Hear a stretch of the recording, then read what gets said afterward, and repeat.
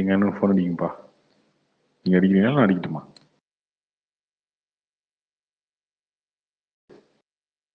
வேற யாருக்கும் என் ஸ்பீக்கர்ல ஃபோன் பண்றேன், அதுக்குள்ள பேசுவோம்.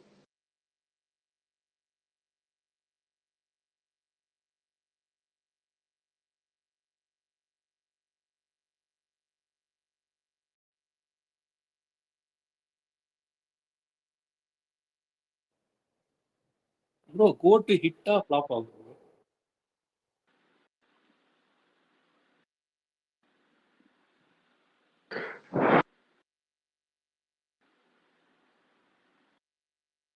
இப்போ தமிழ்நாட்டில் சூப்பராக போயிருக்கு, ஓவர்சீஸ் நல்லா போயிருக்கு, கர்நாடகாவில் ஓகே, ஆந்திராவில் கேரளாவில் சுமாராக போயிருக்கு.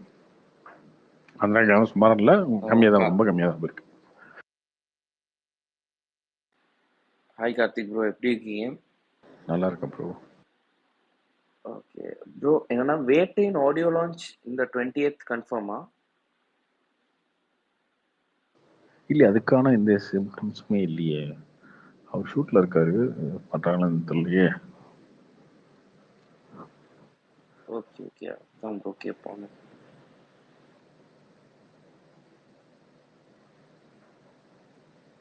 கார்த்திக் ப்ரோ, மனசுல இவ பட்டைய கிளப்புது இல்ல? ஆமா, பெரிய ஹிட் அந்த பாட்டு. ஆமா, சேட்டன்ஸ்லாம் வச்சு செய்றாங்க, சூப்பரா இருக்கு ப்ரோ. அண்ணன் பிஸியாக இருக்காரு, யாரை ஃபோன் பண்ணிட்டு இருக்கீங்க போல இருக்கா அண்ணனுக்கு. கட் பண்ணுறாரு. எப்படி இதுக்கு தான் ஃபோன் பண்ணுவானுங்க உனங்க நினச்சி கட் பண்ணுறாருன்னு தெரியல. பத்ரி வந்திருக்காருன்னு சொல்லுங்க ப்ரோ. வந்து இருந்தாலும் நம்ம விடுவோமா, வடிப்போம்.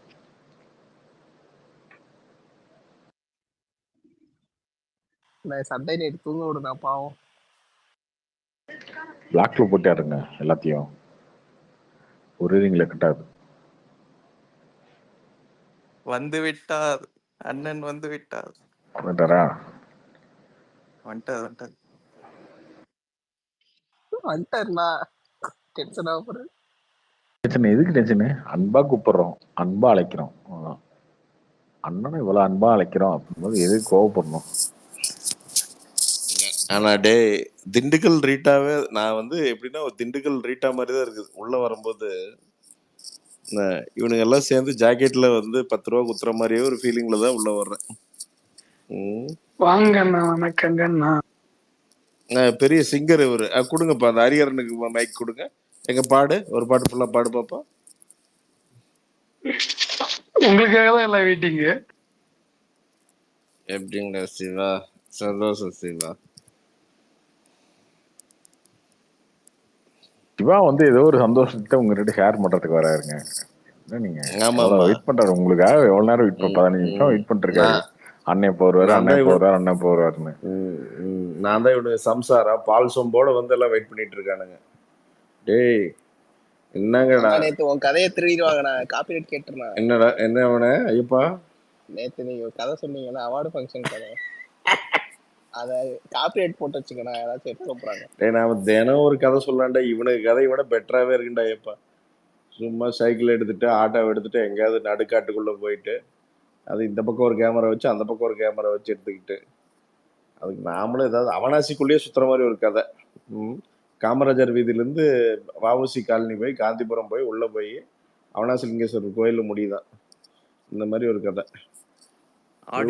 மட்டும் மிஸ்கின்ன கூப்பிடுங்க.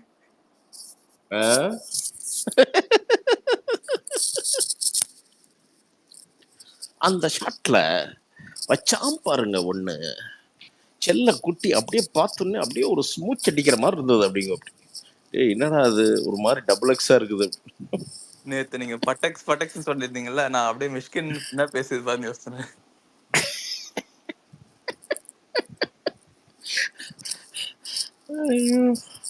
என் தலைவன் வந்து இன்னைக்கு ரொம்ப சண்டை போட்டு இருந்தீங்க ட்விட்டர்ல மாத்தி மாத்தி. ஜிஎஸ்டி பிஎஸ்டின்னு அவனுக்கு கூட தான், உங்க குரூப் கூட தான், உங்க சொந்தக்காரனு கூட, உங்க பங்காளி கூட சண்டை இல்ல, விவாதம். சண்டை பெரிய சட்டை கிளியற அளவுக்குலாம் சண்டை இல்லை, அந்த அளவுக்குலாம் இன்னைக்கு பெரிய பிரச்சனைகள் இல்லை. சரி இன்னைக்கு தான் தூங்கலாம். நாளைக்கு அம்மாவுக்கு ஹாஸ்பிட்டல் கூப்பிட்டு போகணும், ப்ரெஷர் ஜாஸ்தியாக இருக்குது. நாளைக்கு கூப்பிட்டு போயிட்டு பார்த்துட்டு ஊருக்கு வரணும் மெட்ராஸு.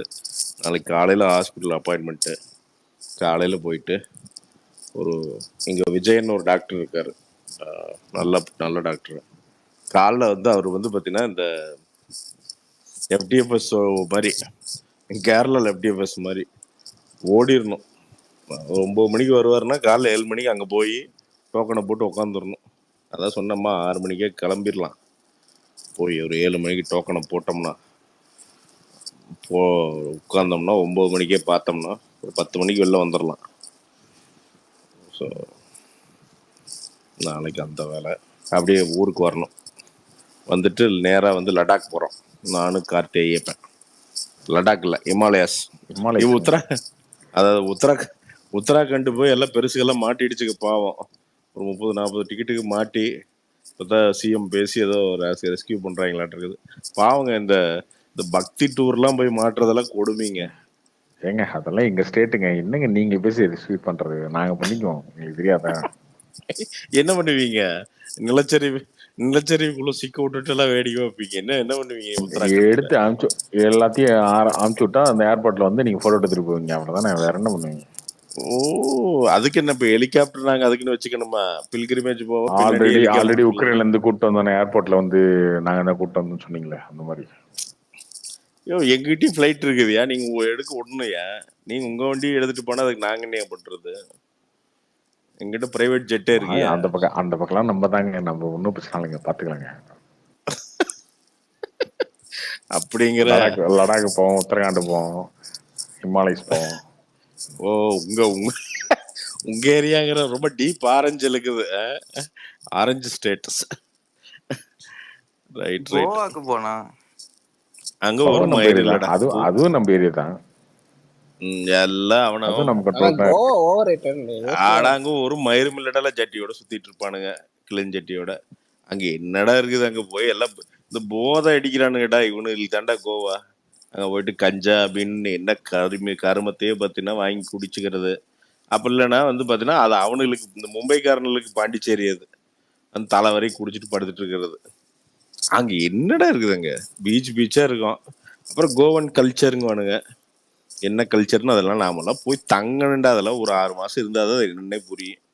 2 நாள்ல போய் நம்ம மயிரதிரிய இவனுங்க நம்மளால குரூப் எல்லாம் பார்த்தீங்கன்னா கோவா போய் நான் கசினோல போனா கசினோ போற அளவுக்கு ஒரு பெரிய ஜேம்ஸ் பாண்ட் இவரு போய் 2 கோடி அப்படியே பெட் பண்ணி இவர் வந்து விளையாண்டுறாரு.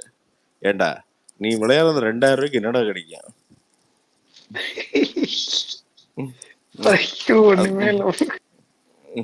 இந்த சொல்றேன் நானு, பிரைவேட் ஐலாண்டுக்கு போன சும்மா போய் ஒரு 10 செல்ஃபி எடுத்துட்டு வந்துட்டு கோவா போனோங்கிறது. பணக்காரனுக்கு போகணும். போய் அவனுங்களோட பிரைவேட் தீவெல்லாம் வச்சிருக்கிறானுங்க. ஒரு தீவு இருக்குதா, அது 6 மாசம் மட்டும்தான் தெரியுமா, அப்புறம் கடலுக்குள்ள போயிருமா. அந்த மாதிரி தீவெல்லாம் இருக்குது. அதுக்குள்ள வந்து பார்ட்டி பண்றானுங்க நைட்லாம். அது வேற லீக்கு. இவனுக்கு போய் அந்த பிஞ்சு போன பீச்சில் உட்காந்துக்கிட்டு பழைய போட் எடுத்துட்டு ஒரு ரவுண்ட் அடிச்சுட்டு வந்துட்டு, அது ரவுண்ட் அடிக்கிறதுக்குள்ள பார்த்தீங்கன்னா ஒரு 600-700 செல்ஃபி எடுத்து வந்துடுறது. எடுத்துட்டு வந்து நம்மளுக்கு இந்த வாட்ஸ்அப் ஸ்டேட்டஸ்ல போட்டு டார்ச்சர் பண்றது பார்த்துக்க. ஸோ எவ்வளோ நாள் ஆகுது. இன்னைக்கு ஒருத்தன் பார்த்தீங்கன்னா எங்க ஊர்ல புண்ணியாச்சனை இல்லை, இந்த கும்பாபிஷேகம் நடந்துட்டு இருக்குது. அந்த பக்கம் நடக்குது. சரி நம்ம பார்த்தேன், இவனுக்கு கும்பாபிஷேகம்னா பக்கத்துல கும்பாபிஷேகம் தள்ளு முள்ளு நின்றுப்பானுல மேல. அந்த ஸ்பெஷல் ஆக்சஸ்க்கு வந்து பார்த்தீங்கன்னா அந்த மண்டையில கட்டு போட்டு விட்டுறாங்க 4 பேர். இந்த ஆண்டனா மாதிரி தொங்க இருக்கு, அது ஒன்று ஒரு 5 பேர் அந்த ஆண்டனா ஒன்று போட்டு விட்டுறானுங்க. அவனுக்கு என்னன்னா அவனுங்களுக்கு சாமிக்கு மட்டும் தான் டைரக்ட் கனெக்ஷன். வேற எவனும் வந்து நம்மலாம் வந்து பார்த்தீங்கன்னா ஏழைங்க நேராக மறைச்சு நின்ட்டானுங்க. ஒருத்தன் ரொம்ப பிஸியாக அங்கே கும்பாபிஷேகம் போயிட்டு இருக்குது. இந்த குழந்தைய இந்த பார்த்தீங்கன்னா இந்த ரூஃப் டாப்பில் மண்டையில் ஏற வச்சுட்டு இவர் சிக்னல் காட்டுறாரு, டாட்டா காட்டுமா அப்படின்னு. ஏன்னா அது கும்பாபிஷேகத்தோட அந்த கும்பாபிஷேகம் பண்ணுறதோட அவர் குழந்தை வந்து அப்படி அந்த வண்டியில் வருதான் டாட்டா காட்டிட்டு. இது யாருக்கிட்ட எடுத்து போட்டு காமிக்க போற? ஏண்டா படமாடா எடுக்கிற மூதேவி. அது கொண்டு போய் அந்த குழந்தைய கொண்டு போய் ஏதோ கும்பாபிஷேகத்துக்கு ஏதோ போய் சாமி கும்பிட்டாவது பிரயோஜனமா இருக்கும். இவனுக்கு என்னன்னு புரியல, சீரியஸா சொல்றேன்.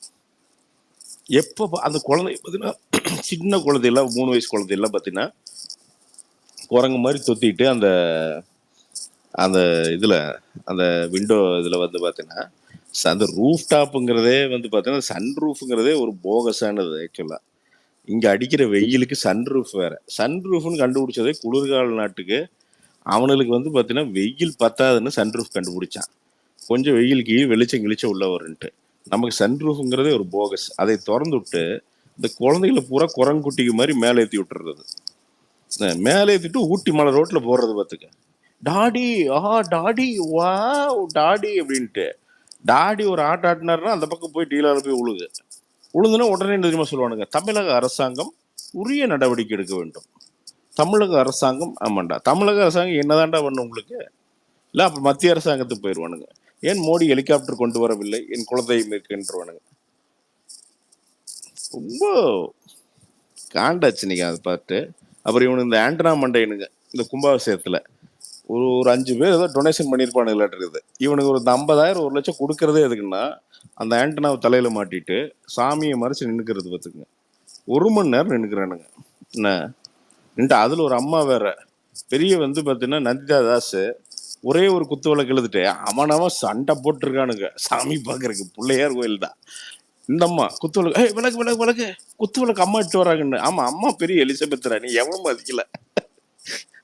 ஏதோ தோட்டம் கிட்ட இருக்கும் போல ஏதோ பெரிய கை போலாங்க. அதுக்குன்னு என்ன கூட்டத்துக்கு என்ன வெங்காயமா தெரியும்? ஏதோ இன்ஸ்டாகிராம் ஃபேமஸா இருந்தா கூட நம்ம பார்த்தாலும் விலகுவாங்க. ₹1 விலகல. இது ஒத்த விளக்கு எடுத்துட்டு பார்த்தோன்னா ஒரே கடுப்பு அதுக்கு மக்கள் மேல. சி வாட் பீப்புள் அப்படின்ட்டு அந்த ரேஞ்சில் வருது பார்த்துக்க பிள்ளையர்கிட்ட இது ஒன்றுருக்கு. இவனுக்கு என்ன புரியவே இல்லை. இந்த கோயில் சடங்குலாம் சத்தியமா பார்த்தா யாருக்கு தான்டா கோயில் நடத்துறீங்க அப்படிங்கிற மாதிரி தான் இருக்குது. அப்புறம் அன்னதானம்னு ஒன்று போட்டானுங்க. அடடா, அதுக்கு அவனுக்கு பெரிய பேனர் வேற. நான் என்னன்னா கோப்பை ஒன்று போய் ஏதாவது பழைய கடையில் வாங்கிட்டு வந்து அவனுக்கு கொடுத்துடலான்ட்டு இருந்தேன். சாம்பார் ஒன்று ஊத்துனானுங்க, சும்மா குப்பு குப்புன்னு. வெறும் பொடி மட்டும்தான் இருக்கு, பொடி தண்ணி, அது தவிர வேற ஒன்னையுமே காணும். காயா அப்படின்னா அப்படி அந்த லெவல்ல போயிட்டானுங்க. ஸோ அந்த அந்த வகையில் இன்னைக்கு வந்து கும்பாபிஷேகம் முடிஞ்சது. அம்மா வேற இன்னைக்கு டார்ச்சர், போய் கும்பாபிஷேகம் பார்த்தே ஆகணும். கோயிலுக்கு போனா சாமி கும்பிட்டோமா அதை பார்க்கணும். சரியில்லை, அது சரியில்லை, அது சரியில்லை, இதெல்லாம் ஆமா என்ன அதெல்லாம் டொனேஷன் கேட்டானுங்க, டொனேஷன் தந்தான். என்னங்க வேற மாதிரி பேசிட்டு இருக்கீங்க நீங்க? ஏன் என்ன ஜோதி? நல்லா இருக்கேன் ஜோதி. நல்லா இருக்கீங்க? அதுக்கு என்ன ஜோதி ரொம்ப நாளாச்சு ஒரு சின்ன ஆக்சிடென்ட், அதனால வர முடியல. ஆக்சிடென்ட்டா? என்னாச்சு? அது வண்டியில இருந்து விழுந்துங்க, ஒரு சின்ன மைனர் ஆபரேஷனுங்க. எங்க அண்ணன் இங்க இருக்காரு, நடராஜன் என்னாச்சு அவருக்கு? நடராஜன் தெரியலீங்களே, நானும் வலை வீசி தேடிட்டு இருக்கிறேன், ஒன்னும் கான்டாக்டே இல்லைங்களேன்னு காத்தீங்க. என்ன வெளிநாடு இல்லன்னு போயிட்டு அப்படியா தப்பிச்சு? அப்படி தெரியலீங்க சொன்னீங்க. நான் நல்லா பேசிட்டு இருப்பான் மனுஷன். அது பக்கத்து வீடுன்னு ஒருத்தர் சொன்னாருங்க, அவரும் சொல்லீங்களா? இல்லைங்க, நேத்து யாரும் பக்கத்து வீட்டுல இருக்காருன்னு சொன்னாருங்க, அவரு மாதிரி சொல்லிங்க. தெரியல, ஏதோ நடராஜன் எங்க தலைவர் ஈரோடு நடராஜ கண்டுபிடிச்சிட்டு வாங்க. எங்க இருக்காரு என்னன்னு பிடிங்க, நாங்க வேணா போய் ஈரோடு கூட போய் பாத்துறோம். எங்க வந்தான்னா தலைவன் ஜாலியா பேசிட்டு இருப்போம், ஆளையவே காணோம். என் கோயில்ல ஒரு ட்ரோனும் கூட ஏதாவது ஒரு ஷாட்டுங்க கூட மிஸ் பண்ணிருக்குமாலையும் உங்க கண்ணுக்கு எதுக்குமே தெரியாம போறதுக்கு வாய்ப்பே இல்லையா இருக்குங்க? இல்லைங்க, இவனுங்க பெரிய இதுங்க. அது அணுகுண்டு மாதிரி ஒரு குண்டு வெடிச்சானுங்க, கார்லாம் கத்த ஆரம்பிச்சிருது ஏன்ட்டு. அது என்னன்னே தெரிலங்க. அப்புறம் கருட பகவான் வர்றாருன்னு வரவே இல்லை. கருட பகவான் இவனு வெடி வெடிச்சதுல கருட பகவான் எங்கேயும் போயிட்டாரு. எனக்கு தெரியாம இருந்துக்கலாங்க. ஆமா ஆமா, பெரிய ஞானக்கண்ணு, பெரிய மாணிக்க வாசகர் பூரா வந்து பாத்தீங்கன்னா ஓலைச்சோடியில் எழுதிட்டு வெயிட் பண்றானுங்க. நாலு மிதிக்கணும் கரவழியில. ஏங்க கொடைக்கானல் ஊட்டி போனதுக்கு அப்புறம் 90s கிட்ஸோட ஆசை கோவா தானுங்க. மாசம் 200 சீட் போட்டெல்லாம் ஐடியா பண்ணி கடைசி வரைக்கும் எனக்கு 43 வயசு ஆச்சுங்க, இன்னும் போக முடியலைங்க. மாசம் 200 சீட்டு போட்டா விலங்க வரும்.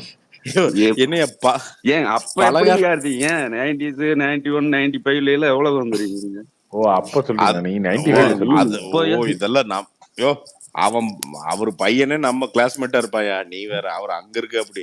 நீ என்ன சும்மா அந்த பழைய போட்டோன்னு வச்சு ஏமாத்திட்டு இருக்காருன்னு நினைக்கிறேன், அந்த கண்ணாடி வச்சுக்கிட்டு. சரி, இந்த பலகார சீட்டு மாதிரியா இந்த இப்ப கொடைக்கானல ஊட்டி போறோம்னு வைங்க. ஊட்டி போயிட்டு வந்ததையுமே அடுத்த வருஷம் கோவாடா, மாசம் ஆளுக்கு 200 அன்னைக்கெல்லாம் 200 பெரிய விஷயங்க. பெரிய அமௌண்ட் 200 போட்டு எல்லாம் இது பண்ணுவீங்க. அப்புறம் ஏதோ ஒண்ணு இந்த கோயில் விசேஷங்க ஏதோ ஒண்ணு செலவு பண்ணிருக்கீங்களா? 2000 ஓட்டுற திட்டங்க இது வரைக்கும் இன்னும் வாய்ப்பு இல்ல. சரி, சொல்லுங்க. அங்க என்னதான் இருக்குதுன்ட்டு அங்க போறதுக்கு சீட் எல்லாம் போடுறீங்க? பிரசாந்துங்க, நீங்க இப்ப சொல்லங்காட்டி தானே தெரியுது. அப்பவெல்லாம் எப்படி தெரியுங்க? நம்ம மெரினா பீச்ல இல்லாத கோவால என்ன இருக்கு தெரியும்? அவரு சும்மா சொல்லுவாருங்க அவரு. ஆமா, இவரு தான் ஓனர். இவரு கோவால அப்பவெல்லாம் போயிட்டு வந்து பசங்க சொல்லுவாங்க அப்படி இப்படின்னு. சரி, நம்மளும் ஒரு நாள் கோவா ஒண்ணு கிடையாது. இவனுக்கு எதுக்கு போறதுன்னா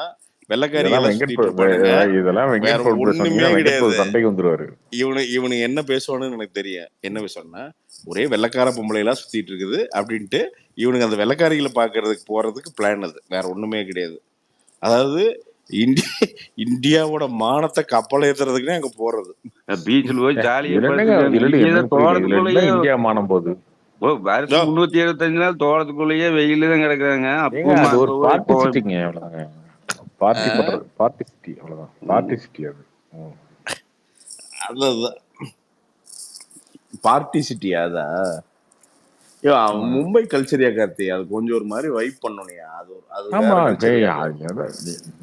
இவனுங்க இல்லையா அப்படி இல்லையா, குளோபலாவே எல்லாம் மாறுது. அப்புறம் அப்படி இல்லையா, இவனுங்க ரஃப் குடிக்க போறது எப்படின்னா, குடிக்கிற கைம் பண்ணிட்டு போறது. பத்துக்கு நிறைய பேர் வந்து பாத்தீங்கன்னா போய் 2 ஃபுல்ல குடிக்கணும்னு போறது. அங்க குடிச்சதுக்கு அப்புறம் ஏதாவது தோணும்ல, என்ன பண்ணாது. ஜாலியா ஒரு பெக்க போட்டு ஜாலியா வந்து ஒரு டான்ஸ் ஆடிட்டு ஒரு பார்ட்டி பண்ணிட்டு அதெல்லாம் அங்க வைப் ஆட்டோமேட்டிக்கா வந்துரும். அந்த வைப் என்ஜாய் பண்ண யார் இவனு இல்ல. காட்டு குடி குடிச்சிட்டு அங்கேயும் போய் வாழ்ந்து எடுக்கிறது பத்துக்கு. அந்த மாதிரிலாம் பண்ண மாட்டாங்க. பண்ணல என்ன சந்தோஷம். சரி விடு, நாம கோவா போயிருவோங்கிற. கோவா சட்டை எடுத்துக்கலாமா? நான் வேணா ஒரு பிரிண்ட் ஒன்று போட சொல்லியிருக்கேன். சட்டை இது டிஷர்ட் போட்டு போயிருவோமா? டவுசரு ஃபர்ஸ்ட் ஹிமாலயஸா? சரி விடு, நம்ம தெய்வீக பயணம் போறோம். காசி விஸ்வநாதரை பாக்குறோம். அடுத்து அது என்ன, நிறைய 2-3 சாமி இருக்குது, பவர்ஃபுல் சாமி. அங்க போயிட்டு மம்தா பானர்ஜி நம்ம கல்கட்டா போயிட்டு, கல்கட்டா அது இருக்குதுச்சு, அது எதிர்கட்சி, அந்த பக்கம் நம்ம ஏரியா ரிஷிகேஷ் போங்க ப்ரோ. ரிஷிகேஷ் சூப்பர். ஆமாம்மா, இவனுக்கு பூரண மாதிரி ரிஷிகேஷ் உத்தராட்சம் போட்டுட்டு போய் கம்முன்னு ஒரு மரத்துக்கடியில் உட்காந்துக்க வேண்டியதான். சிவனேன்னு ஒரு வாரம் போங்கடா, நீ உங்க தொல்லையே ஆகாதன்ட்டு உட்காந்துக்க வேண்டியதான். அப்பவும் 11:50க்கு ஸ்பேஸ் வர சொல்லுவானுங்க. மரத்துக்கடியில் உட்காந்து நிம்மதியா தவம் பண்ணாலுமே நீ பண்ணு, 1 மணி நேரம் ஸ்பேஸ் வந்துட்டு போய் தவம் பண்ணுங்க. டவரே இல்லைனாலும் கூப்பிடுவோம் போலங்க. சிம் கார்டை போடலினாலும் கூப்பிடுவோம். பக்கத்துல அதுக்கு ஒரு ஆள் வச்சிருப்போம் தெரியும். ரிஷிகேஷை வச்சு அகோரி கிகோரி எல்லாம் போய் பார்த்து பிளாக் எடுத்து கொண்டு வந்து பிளாஸ்ட் பண்றோம். நல்லா இருக்கும் ப்ரோ. இந்தியால அதான் தெரியும் ப்ரோ, கேள்விப்பட்டேன் நிறைய போறாங்க. பிரசாந்த் ப்ரோ, நீங்க ஊர்ல எப்படி பேசுவீங்க? ஜோதிபுர பேசுறாரு அந்த மாதிரி பேசுவீங்களா, இல்ல நார்மலா ஆயிட்டீங்களா? நல்லா இருக்கு. எப்படி பேசுறது? எப்படி மனுஷன் மாதிரி அத கேக்குறேன் நானு. ஏனுங்க பிரசாந்துங்க, என்னங்க அப்படியா அப்படின்றாருல, அந்த பொங்கு தமிழ் உங்ககிட்ட இல்ல இன்னைக்கு இல்ல அந்த அளவுக்கு எல்லாம் என்னங்க வராது. ஓரளவுக்கு ஒரு இன்னைக்கு வழக்கமா தான் தெளிவா ஒரு ஸ்லாங் எல்லாம் மாறாது. பட் அது என்ன இருந்தாலும் அந்த தமிழை வந்து நம்ம கிட்ட இருந்து எடுக்க முடியாது, ஈஸியா கண்டுபிடிச்சிடலாம். நீங்க டைரக்டா பேசும்போது உங்களுக்கு நிறைய அந்த கொங்கு தமிழ் வாடை அடிக்கும் பார்த்துங்க. அது ஒரு லேயர். இப்ப இங்கேயே பேசிட்டு இருக்கிறதுனால இப்படி இருக்குதுங்க. இப்ப நான் வெளியில போயிட்டனால கொஞ்சம் மாறலாங்க, கொஞ்சம் மாறுங்க. ஆனா நமக்கு இதே வருங்க இந்த பேச்சு. முதல்ல இருந்தே பேசி பழகிட்டு இருக்கிறதுனால அப்படித்தான். இதெல்லாம் நல்லா இருக்கு கேட்கறதுக்கு, அதனால இல்ல இதை விட சூப்பரா இருக்கும் சிவா. இங்க வந்தீங்கன்னா அவினாசிக்குள்ள ஒண்ணு பேசுவானுங்க. நீங்க அவினாசில இருந்து பாத்தீங்கன்னா நீங்க இங்கே ஸ்லாங் நிறைய மாறும். பாத்தீங்கன்னா அவினாசில ஒரு ஸ்லாங் இருக்கும். நீங்க பல்லடம் உடுமலை போனீங்கன்னா அங்க ஸ்லாங்கு ஹேபிட்ஸ் எல்லாமே மாறும்.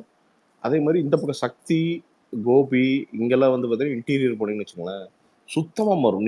நீங்க சிலதெல்லாம் பாத்தீங்கன்னா நீங்க நீங்க அந்த வார்த்தையே கேட்டிருக்க மாட்டீங்க. அந்த மாதிரி எல்லாம் வந்து பாத்தீங்கன்னா சில வேர்ட்ஸ் யூஸ் பண்ணுவாங்க. தமிழ்ல வந்து வார்த்தைகள் யூஸ் பண்ணுவாங்க. அங்கராக்கு அப்படிங்குவாங்க. அங்கராக்குன்னா துணி. ஓகே. பல்லடம் தானுங்க. பல்லடம்னால அது முதல்ல அங்கராக்குன்னு தான் சொல்லுவாங்க. போய் சட்டுனாலும் சொன்னா தெரியாது. சட்டைக்கு தான் அங்கராக்கும்பாங்க. அங்கராக்கு அந்த மாதிரி ஒரு ஒரு அது இருக்குங்க. ஒரு 1000 வார்த்தை பேசுவானு. என்ன பேசிக்கிறானுன்னே புரியாது. ஒரு மாதிரி மெதுவா ஸ்லோவா பேசிக்குவானுங்க. ஒரு மாதிரி கத்தி பேசுவாங்க. ஜாலியா இருக்கும். ஒரு மாதிரி ஜாலியா இருக்கும். ஆமா, உடும்பேட்டை சைடு கொஞ்சம் ஒரு வித்தியாசமா மாறுங்க. உடுமலைப்பேட்டை போனீங்கன்னா அங்க உடுமலையில இருந்து பொள்ளாச்சி பாத்தீங்கன்னா இந்த எல்லாம் தென்னந்தோப்புக்குள்ள எல்லாம் பாத்தீங்கன்னா இப்போ காட்டுவாசிகள் மாதிரி அது வந்து பாத்தீங்கன்னா அது ஒரு தனி தீவு மாதிரி. உடுமலைப்பேட்டை பொள்ளாச்சி எல்லாம் தோப்புக்குள்ள உட்காந்துருப்பாங்க. ஒரு 4 தறி வச்சிருப்பாங்க. அப்புறம் தேங்காய் இருக்கும். மீறி போனால் ஏதாவது இயற்கை விவசாயம் ஏதாவது பண்ணுவாங்க. இல்லாட்டி வந்து கோழி கிளி வளர்ப்பாங்க. ஒரு 4-5 மேட்ரு தான். அதுக்குள்ளதான் ஏதோ ஒன்று இருக்கும். இல்லாட்டி வந்து பார்த்தீங்கன்னா தேங்காய் இந்த சணல் கயிறு திரிப்பாங்க. இந்த மாதிரி ஒரு 4-5 தொழில் இருக்கு. அதுக்குள்ளதான் ஏதோ ஒன்று இருக்கும். ஆளுங்க ரொம்ப பீஸ்ஃபுல்லா. நீங்க பார்த்தீங்கன்னா ரொம்ப மினிமல் பட்ஜெட் தான் வருமானம் வரும். அதில் அப்படியே அப்படியே மெயின்டைன் பண்ணி கைக்கு வாய்க்கும் கரெக்டாக இருக்கிற மாதிரி மாசம் மாசம் போகும். அதுதான் கிட்டத்தட்ட பொள்ளாச்சி அந்த ஏரியாஸ் எல்லாமே அவ்வளோதாங்க. இந்த பொள்ளாச்சி இதெல்லாம் வந்து பார்த்தீங்கன்னா இவனுக்கு இந்த ஃப்ரேமில் காமிக்கிறப்ப தான் பார்த்தீங்கன்னா தென்னை மரம் ஏலேலோ ஏலேலோன்னு போட்டுருவானுங்க. அங்கே போனீங்கன்னா கொசு கடிச்சு கொண்டு ஓடு. அது ஓரளவுக்கு அதாவது பொள்ளாச்சி கிள்ளாச்சி இங்கெல்லாம் போனீங்கன்னா ஒரு 3-4 நாள் நல்லா இருக்குங்க. அதுக்கப்புறம் உங்களுக்கு மொக்க போட ஆரம்பிச்சிடும். வந்திருக்கேன் ப்ரோ. அவினாசி, கருமத்தம்பட்டி, கோயம்புத்தூர்ல வந்திருக்கேன் ஒரு வாட்டி. இதுகெல்லாம் கொஞ்சம் மயமாயிடுச்சு சிவா. இப்போ அவனாசியில ஒண்ணுமே இருக்காது சிவா. ஒரே ஒரு ரோடு தான் இருக்கும். அது பழைய பிஞ்சு போன ரோடு ஒன்று இருக்கும். ஒரு கிறிஸ்டின் ஹாஸ்பிட்டல் ஒன்று, ஒரு ஸ்கூலு. மொத்தமே வந்து பாத்தீங்கன்னா அவனாசியில ஒரு 10,000 பேர் தான் இருந்தானுங்க. இன்னைக்கு என்னடானா ஸ்விக்கி அமுத்துனா வீட்டுக்கு வருது. அனைத்து ஃபெசிலிட்டியும் வச்சிருக்காங்க. அவனாசிக்காரன் 2000 மேலதாங்க அதிகமா கம்பெனி பெருசாயிடுச்சு ஜோதி. இப்பெல்லாம் பாத்தீங்கன்னா இப்போ ரியல் எஸ்டேட்லாம் நீங்கிறது ஏக்கரே 40,000 50,000 அவ்வளவுதான் இருந்துச்சு. இப்போ நான் சொல்றது 2000 அவ்வளவுதான் இருந்தது. மேக்சிமம் பாத்தீங்கன்னா ஒரு 50,000 ரூபாய்க்கு நீங்க ஒரு நல்ல இடத்துல ஒரு ஏக்கர் வாங்கிடலாம். இன்னைக்கு வந்து ரொம்ப மினிமமா சொல்றது நானும் 4 கோடி 5 கோடி 10 கோடி இதெல்லாம் சாதாரணமா பேசுறானுங்க. என்னடா 10 கோடிங்கிறீங்க அப்படின்ட்டு. நல்லா டெவலப் ஆயிருக்குன்னு சொல்றீங்க. இல்ல ப்ரோ, என்னன்னா இண்டஸ்ட்ரி சுத்தம் நல்ல இண்டஸ்ட்ரி தானுங்க. திருப்பூர் ஃபுல்லாவே இண்டஸ்ட்ரி தானே. இப்போ திருப்பூர் வந்து கார்மெண்ட்டுங்க. அவினாசி வந்து கார்மெண்ட்ஸ் நிறைய இருக்கு. 300 கார்மெண்ட் ஃபேக்டரிஸ் இருக்கு உள்ள. பிளஸ் மேனுஃபேக்சரிங் நிறைய. இங்க மோட்டரு இதெல்லாம் வந்து பாத்தீங்கன்னா நிறைய தயாரிக்கிறாங்க. அப்புறம் அப்படியே மல்டி டிசிப்ளினரி வேற வேற தொழில்களும் அப்படியே இப்படி எக்ஸ்பேண்ட் ஆகுது இங்க. நீங்க அப்புறம் கருந்தம்பட்டி அங்க போயிட்டீங்கனாலே உங்களுக்கு அந்த கோயம்புத்தூர் ஃபிளேவர் வந்துடும். அங்க நீங்க மேனுஃபேக்சரிங் சம்பந்தமே இல்லாத இண்டஸ்ட்ரீஸ் எல்லாம் உள்ள இருக்குங்க. சும்மா ரேண்டமா உள்ள ஒரு ரோட்டுக்குள்ள போனீங்கன்னா ஒரு ஷீட்டை போட்டு பெரிய ஒரு ஃபேக்டரி ஒன்று இருக்கும். பார்த்தீங்கன்னா ஏதோ புதுசாக ஒன்று தயாரிச்சுட்டு இருப்பானுங்க. ஸோ இது ஒரு மாதிரி ரொம்ப பவர்ஃபுல்லான ஹப் ஆகுது சிவா. எப்படின்னா இப்போ கிட்டத்தட்ட மெட்ராஸ் மாதிரி தான். மெட்ராஸும் வந்து பார்த்தீங்கன்னா சாஃப்ட்வேரும் இருக்கும், ஹார்ட்வேரும் மேனுஃபேக்சரிங் இருக்கும். அதே மாதிரி இதில் நிறைய வேற வெரைட்டிஸ் ஆஃப் பிஸ்னஸ் நிறைய உள்ள இருக்குது. இப்போ சாஃப்ட்வேரும் பூம் ஆகுது இங்கே. ஸோ எனக்கு இன்னும் 10 வருஷம் கோயம்புத்தூர்லாம் கையிலேயே பிடிக்க முடியாது நினைக்கிறேன். இன்றைக்கே உள்ளே போக முடியல சிவா. ஃபர்ஸ்ட்ல கோயம்புத்தூர் சும்மா காலியாக கிடக்கு சிவா. ஜாலியாக போயிட்டு வரலாம். ஏதாவது பீக் ஹவர் ஒரு 1 ஹவர் பிஸியாக இருக்கும். அந்த பஸ் ஸ்டாண்டு பக்கத்தில் பிஸியாக இருக்கும். இன்னைக்கெல்லாம் வெள்ளி சனியெல்லாம் உள்ளே போனீங்கன்னா லாக் ஆயிடுவீங்க நீங்கள் கோயம்புத்தூர். வெள்ளி சனின்னு இல்லை, மோஸ்ட்லி வந்து பார்த்தீங்கன்னா நீங்கள் சென்னை மாதிரியே தான். நீங்கள் சண்டே கொஞ்சம் ஃப்ரீயாக இருக்கும். அதர்வைஸ் நீங்கள் மண்டே மார்னிங் எல்லாம் உள்ளே போயிட்டீங்கன்னா முடிஞ்சது. ஓப் காலேஜ் எல்லாம் போனீங்கன்னா கரமுறான்னு பழைய கார் எடுத்துகிட்டு வந்து நம்ம இடிக்கிறதுக்குனே வருவானுங்க. அந்த அளவுக்கு டிராஃபிக் ஆகிடுச்சு இப்போல்லாம். ஸோ நல்ல டெவலப்மெண்ட். ஐடி அக்சென்சர்லாம் பயங்கரமா டெவலப் ஆகுதுன்னு கேள்விப்பட்டேன். என்னன்னா Siva, number 1 cost saving Siva. நீங்க வந்து பாத்தீங்கன்னா ஒரு மெட்ராஸ்ல ஒரு 30,000 சம்பளம் கொடுக்குறீங்க அப்படின்னா இங்க ஒரு 6-7,000 ரூபாய் கம்மியாவே கொடுக்கலாம் நீங்க. இன்னொன்னு எல்லாத்துக்குமே ஹோம் டவுனா இது போயிருது. ஸோ நீங்க வந்து டிசிப்ளின் நான் சொல்ல மாட்டோம். பட் என்னன்னா அந்த ஒர்க் டெலிவரி இருக்குல்ல, அந்த குவாலிட்டி வந்து பாத்தீங்கன்னா அங்கே விட இங்கே பெட்டராக இருக்குது. ஸோ நிறைய இண்டஸ்ட்ரீஸ் வந்து பார்த்தீங்கன்னா இப்போ என்ன பண்ணிட்டானுங்கன்னா மெட்ராஸோட ஒர்க் ஃபோர்ஸை கம்மி பண்ணிட்டாங்க, கொஞ்சம் மினிமல் பண்ணிட்டு எதெல்லாம் வந்து பார்த்தீங்கன்னா லேபர் இன்டென்சிவாக இருக்குது அதெல்லாம் தூக்கி கோயம்புத்தூருக்கு இப்போ அப்படியே ஸ்ப்ரெட் ஆகுது. அண்ட் இன்னொன்று மேனுஃபேக்சரிங் செம்ம டிசிப்ளின்டாக இருப்பானுங்க. இப்போ லக்ஷ்மி மெஷின் ஒர்க்ஸு இங்கெல்லாம் போனீங்கன்னா நீங்கள் அவ்வளோ டிசிப்ளின்டாக அந்த அந்த அந்த டைம் கீப் அப் பண்ணுறதெல்லாம் வந்து பார்த்தீங்கன்னா அவ்வளோ பக்காவாக பண்ணுவாங்க. அந்த வேலைக்கு இன்னுமே அந்த மரியாதை இருக்குது. ஸோ அவங்க அப்பா வேலை செஞ்சுருப்பாங்க, அங்கேயே அவங்க தாத்தா வேலை செஞ்சுருப்பாங்க, இந்த ஜென்ரேஷனாக அதை அவ்வளோ நேர்த்தியாக பண்ணுவாங்க. கோயம்புத்தூரோட சிக்னேச்சர் அதுதான். ஸோ அது வந்து இப்போ சாஃப்ட்வேரில் அந்த டிசிப்ளின் பார்த்துட்டு தான் நீங்கள் நிறைய இண்டஸ்ட்ரீஸ் வந்து நிறைய சாஃப்ட்வேர் கம்பெனிஸ் இந்த பைலட் டீம்ஸ் இப்போ உள்ள வந்துட்டாங்க. பார்த்தீங்கன்னா டெஸ்ட் பண்ணுறாங்க எல்லாருமே. ஒரு 50 பேர் உள்ள விட்டு எப்படி, அதாவது ஸ்டாட்ஸ் எடுக்கிறாங்க, 50 பேர் எப்படி பெர்ஃபார்ம் பண்ணுறாங்க, எந்த அளவுக்கு செலவாகுது, மற்ற சிட்டியை விட இது எப்படி நமக்கு அவனுக்கு என்ன அவனுக்கு அவுட் வருதா வரலையா அப்படின்னு பார்க்குறப்போ பெஸ்ட்டாக இருக்கிறப்போ இந்த 50 பேர் டீம் எல்லாமே 500 பேராக மாறும் கண்டிப்பாக. நான் சொல்கிறது இன்னும் 2-3 வருஷத்துலேயே மாறிடும்.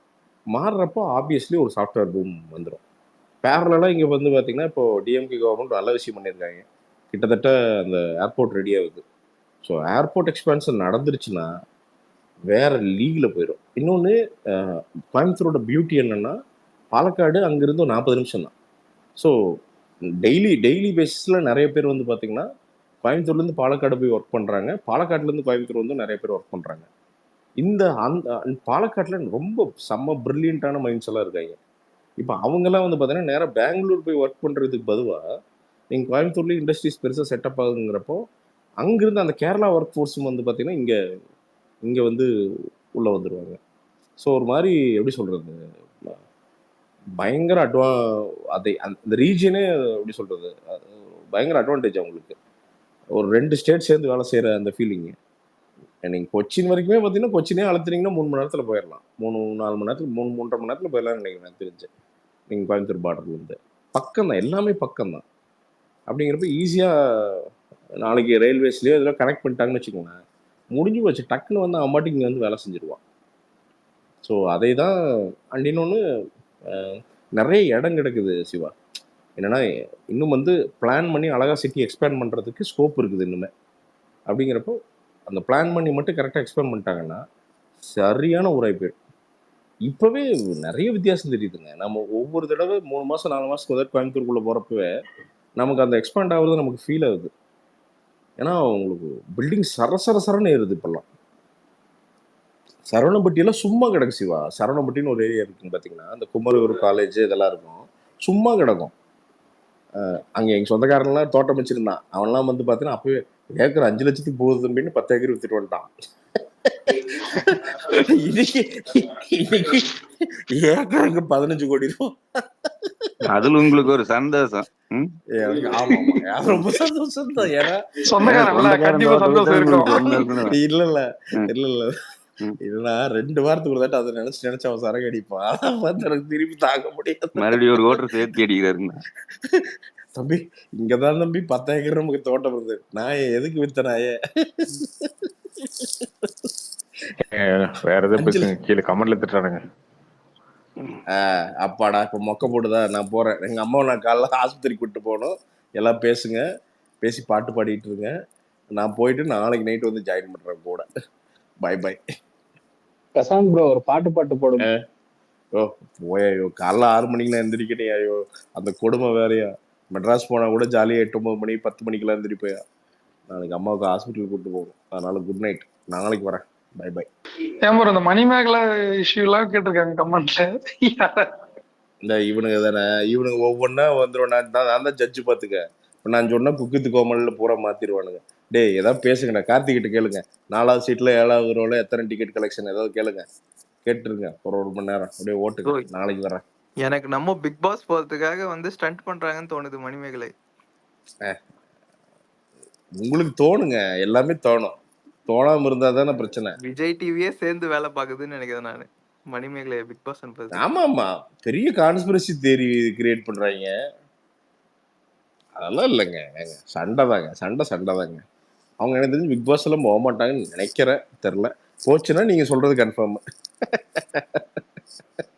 ஏங்க டிவினாலே நாடகம் தானுங்க, அவனுங்க நாடகம் போட்டே இருப்பானுங்க. இல்ல ப்ரோ உங்க சீனியர் இல்ல, கொஞ்சம் அந்த ஈகோ ஏதாவது வந்திருக்கும். ரொம்ப வருஷமா இருக்காங்களே இவங்களும். இல்ல நான் சிவா, நான் பிரியங்கா கூட ஒரு ஷோ போனேன், அவங்க ஹோஸ்ட் பண்ணாங்க. அவ்வளவெல்லாம் அப்படியெல்லாம் ஆட்டிடியூட் இருக்கிற ஆள் கிடையாது. 2 பேருக்குள்ள ஏதோ ஈகோ கிளாஸ், அவ்வளவுதான், வேற ஒன்றும் இல்லை. பிரியங்காமே கொஞ்சம் அப்படின்னோன்னு கொஞ்சம் டாமினன்ட் தான் பிரியங்கா. அது வேற வழி என்னங்க, டிவியில வந்து என்னன்னா தன்னை நிலைநிறுத்திக்கிறோம்னா எல்லாமே பர்ஃபெக்டா இருக்க முடியாது இல்லையா. ஒரு நாட்ச் கொஞ்சம் மேலே போய் ஏதாவது பண்ணுவாங்க.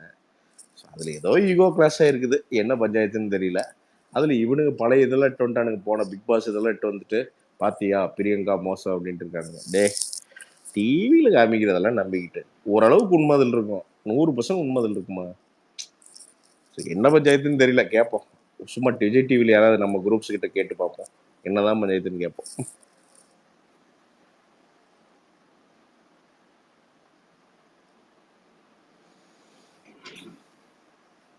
சரி நண்பர்களே, போய் தூங்குறேன். நாளைக்கு வரேன், நிச்சயமா நாளைக்கு வரேன், பேசிட்டு இருக்கேன் ப்ளீஸ். Thank you, bye bye. கார்த்திங்க என்னங்க ஜோதி? நவம்பர் 14ங்க கன்ஃபார்ம்ங்களா? கங்குவா? ஆமா, அதான் பிளான். ஓகேங்க. அடுத்த வாரம் அனௌன்ஸ் பண்ண சொல்லியிருக்காரு தனஞ்சன். நான் பார்க்கலீங்க அந்த ட்வீட், நான் பார்க்கலீங்க. வேர்ல்டு கிளாஸ் ஃபிலிம்லாம் போட்டு கம்பேர் பண்ணி போட்டுன்னு இருக்காங்க. வரட்டும் எப்படி இருக்குன்னு பார்க்கலாம்.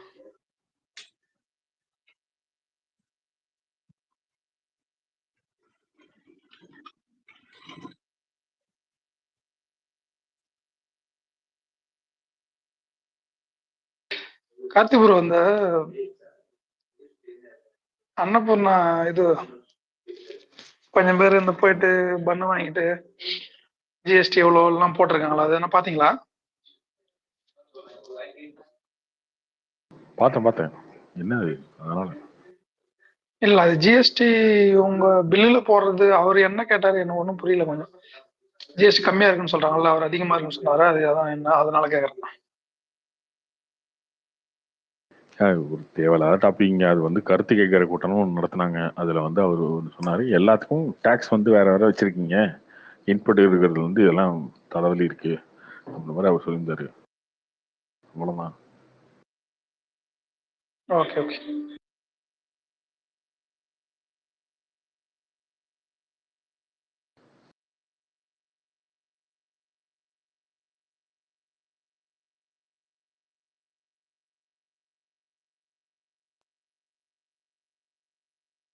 இன்னுமே அதை பத்தி பேசி பேசி பேசி பேசி ஓட்டு வாங்க முடியுமா என்ன?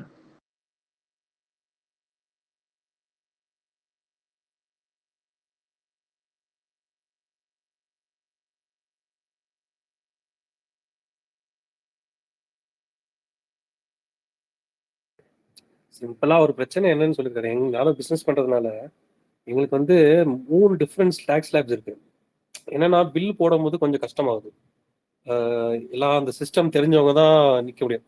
ஒரு படிப்பறிவு இல்லாதவன் பில் போடுறது கொஞ்சம் கஷ்டம். நான் ஒரு விஷயத்துக்கும் டாக்ஸ் லேப் எது, அதுக்கு ஹெச்எஸ்என் போட்டு ஐயா சிஸ்டம் தானே போடுது, நீங்களா போடுறீங்க, கையிலேயே எழுதுறீங்க. இல்ல தெரியாதவங்க சொல்றேன். இன்கேஸ் இப்போ வந்து எங்க அப்பாவுக்கு வந்து அவ்வளவா தெரியாதவங்க போய் அன்னபூர்ணா பில்லு போட போறாங்களா? இப்போ ஒரு முன்னாடி நடத்திருந்தவங்க படிப்பு அறிவு இல்லாதவங்க நடத்திட்டு இருக்காங்கப்பா. இப்போ நான் வந்து கடையில இருந்தாதான் என்னால பில் போட முடியும். எங்க அப்பானால அந்த பில்ல போட முடியாது. அந்த கரெக்டா அந்த என்ன ஐட்டம்க்கு என்ன டாக்ஸ் ஸ்லாப் இருக்கும். சோ அது வந்து அந்த பிரச்சனையாவது. அதெல்லாம் நீங்க போடவே தேவையில்ல, கம்ப்யூட்டர் போட்டுரும். கம்ப்யூட்டர் வந்து இப்போ ஹேண்டில் பண்ண தெரியணும்ல, எல்லாரும் ஹேண்டில் பண்ண முடியாதுல்ல. அதுதான் ஒரு ரீசன் சொல்றேன். என்ன பாரு, ஒரு சில ஐட்டம் ஜிஎஸ்டி பிரச்சனை இல்ல, கம்ப்யூட்டர் தான் பிரச்சனை. கம்ப்யூட்டர் ஹேண்டில் பண்ண பிரச்சனை. அப்ப கம்ப்யூட்டர் ஒழிச்சிரும். ஜிஎஸ்டி அப்புறம் ஒழிச்சிரும். First computer ஒழிச்சிரும். எல்லாத்துக்கும் கையில பில் போட சொல்லிடுவோம். இந்தியா ஃபுல்லா நாளைக்கு சட்டம் போட்டுரும். அப்படித்தானே? அப்படிதான் பேசுவீங்க நாளைக்கு. அதுதான் சொல்றேன், அதுக்காக சொல்றேன். புரியுதுன்னா ஒரு காமன் டாக்ஸ் லாப் இருந்துச்சுன்னா கொஞ்சம் ஈஸியா இருக்கும் பிசினஸ் பண்றதுக்கு. காமன் டாக்ஸ் வைக்க முடியாதுங்க, வைக்க முடியாது. எவ்வளவு வைக்கலாம் காமன் டாக்ஸ்? ஒரு இண்டஸ்ட்ரிக்கு வந்து காமனா வைக்கலாம். இப்போ ஒரு இண்டஸ்ட்ரிக்கு வந்து ஒரு இண்டஸ்ட்ரிக்கு காமனா எதுக்கு? இப்போ வந்து சூப்பர் மார்க்கெட் இருக்கு, சூப்பர் மார்க்கெட்ல சோப்பு இருக்கு, அரிசி இருக்கு, ஷாம்பு இருக்கு, எல்லாமே இருக்கு. இப்போ சிம்பிள் காமனா ரெஸ்டாரண்ட்டுக்கு வச்சிடலாமா? இல்ல வாங்கிட்டு தனித்தனியா பில் போடுவீங்களா, மொத்தமா போடுவீங்களா? இல்ல நான் என்ன சொல்றேன், ரெஸ்டாரண்ட்டுக்கு காமனா ஒரு 5% வச்சிடலாம். அது அவர் சொல்றாரு. காஃபிக்கு 5% அப்படி இருக்கு, வைக்க முடியாது. அப்படி வைக்க பன்னுக்கு முடியாது. வந்து டாக்ஸ் இல்ல, ஃப்ரீ. ஆனா வந்து க்ரீம் பன்னுக்கு வந்து எக்ஸ்ட்ரா டாக்ஸ் அப்படி அப்படின்றாரு. ஒண்ணு புரிஞ்சு ஒண்ணுதான் அப்படி சொன்னாரு. வைக்கவே முடியாது. இவ்வளவு பெரிய வைக்க படம் வச்சு பண்ணி முடியாது. அவர் வந்து இது பண்றது ரொம்ப வந்து அதான் சரியா? இவ்வளவு யோசிக்கிறீங்களே, ரொம்ப அறிவாளியா. இதெல்லாம் வந்து எல்லா ஸ்டேட்ல இருக்க ஃபைனான்ஸ் மினிஸ்டரும் யோசிச்சிருக்க மாட்டாங்களா? ஜிஎஸ்டி கவுன்சிலுக்கு அவங்க போறாங்களே, அதெல்லாம் யோசிச்சிருக்க மாட்டாங்களா? அதை பண்ண முடியாதுங்க இப்பெல்லாம். சும்மா இந்த பிசினஸ் வாட்ஸ்அப் ஃபார்வர்டில் வர்றது, சீமான் பேசுறது, அதிகம். இவனுங்க திராவிட கட்சியெல்லாம் பேசுறது, இந்த மாதிரி பேசிட்டு எல்லாத்துக்கும் காமன் டாக்ஸ் எப்படி வைக்க முடியும்? இப்போ மர்சிடிஸ் பென்ஸுக்கும் இதுக்கும் காமன் டாக்ஸ் வைக்க சொல்லல. ஆனா என்னன்னா, இப்போ ஒரு ஹோட்டல் இண்டஸ்ட்ரி இருக்குன்னா அந்த ஹோட்டல் இண்டஸ்ட்ரிக்கான ஐட்டம்ஸ் எல்லாத்தையும் ஒரு காமன் டாக்ஸ்ல வைக்கலாம். அப்படிதான் சொல்றது. இப்போ ஒரு ஆட்டோமொபைல் ஸ்பேர்ஸ் எடுத்துக்கிட்டீங்கன்னா ஒரு சில அதுதானே ஐட்டம் சொல்லிட்டேன், வைக்க முடியாது. ஒரு சில ஐட்டம்க்கு 28% அதை வந்து காமனா வச்சிருங்க அப்படின்ட்டு தான் கேட்கறாங்க எல்லாமே. ஈஸியா இருக்கும் எங்களுக்கு அப்படின்னு. என்ன ஈஸியா இருக்கும் உங்களுக்கு? ரா மெட்டீரியலுக்கு ஒரு ஏமாத்துறது. டாக்ஸ் இன்க்ரீஸ் பண்ணலாம். இப்போ என்ன என்ன எடுத்தீங்கன்னா ரா மெட்டீரியலுக்கு ஒரு டாக்ஸ் இருக்கும். ஓகேயா? அந்த இன்புட்டை வந்து நான் வந்து கிளைம் பண்றதுக்கு ரொம்ப கஷ்டமா இருக்கும். நீ வந்து வேங்குறது வந்து 5%ல வேங்குற, ஆனா விற்கிறது மட்டும் 28%ல ஏன் விற்கிறேன்னு கேட்பானுங்க ஜிஎஸ்டில. எல்லாருக்குமே நோட்டீஸ். அதனால அந்த ப்ராப்ளம் இருக்கு. அது நீங்க வந்து பிசினஸ்ல இருந்தீங்கன்னா உங்களுக்கு புரியும். நீங்க வந்து ஒரு கைண்ட் ஆஃப் சினிமால வந்து ஆல்மோஸ்ட் காமனா இருக்கும்னு நினைக்கிறேன் உங்களுக்கு டிஸ்ட்ரிபியூஷன்ல. இல்ல எல்லாருக்கும் நோட்டீஸ் வந்திருக்குதான். இல்ல இல்ல இல்ல வந்திருக்கு. வரலன்னு சொல்ல முடியாது. எல்லாருக்கும் நோட்டீஸ் வந்திருக்கு. என்ன வந்திருக்கு? ஜிஎஸ்டிக்கு தான் வந்திருக்கும்.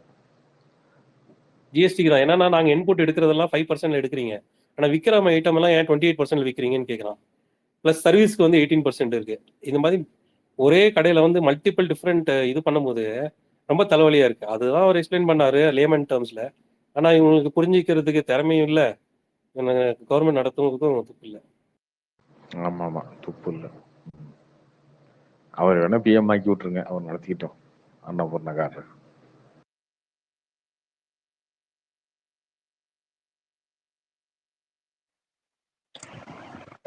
கார்த்தி பிரதர், சொல்லுங்க ப்ரோ. பிரதர் அதான் ட்விட்டர் டீஆக்டிவேட் பண்ண இருக்கும் பிரதர். அதான் கடைசியாக உங்கள்கிட்ட பேசிட்டு பண்ண வந்தேன். என்னாச்சு? வாழ்க்கையில் ஏதாவது பிரச்சனையா?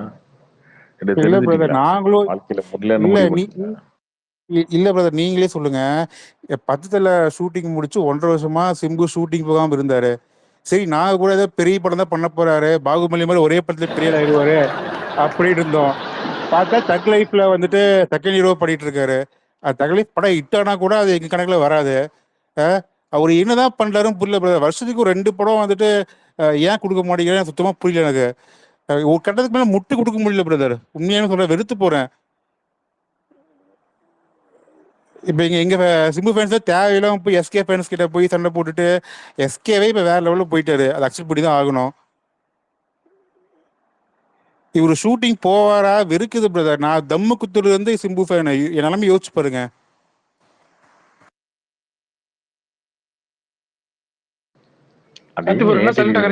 நீங்க இல்ல, அது நீங்களே பேசிக்கோங்க, நீங்களா புலம்பிப்போங்க, அவ்வளவுதான். நீங்க என்கிட்ட வந்து கேட்பீங்க, நான் ஒண்ணு சொல்லுவேன். நாளைக்கு ஒரு 200 பேர் இறங்கிடுவானுங்க வாட்ஸ்அப் குரூப்ல, ஃபார்வர்ட் பண்ணி இவனை திட்டுங்க இவனுக்கு திட்டுங்கன்னு சொல்லி இந்த வேலை மட்டும் தான் பார்த்துட்டு இருக்கானுங்க அவங்க. வேற எதுவும் பார்க்கறது இல்லை. நீ நம்மளை திட்டுங்க அப்படின்னு போட்டு, நீ எஸ்டிஆரை பத்தி பேசலாமா, எஸ்டிஆரை பத்தி உனக்கு என்ன தெரியும் இப்படி வருவானுங்க. நமக்கு தேவையா? அவர் படம் நடிக்கிறப்போ பார்த்துக்கோ.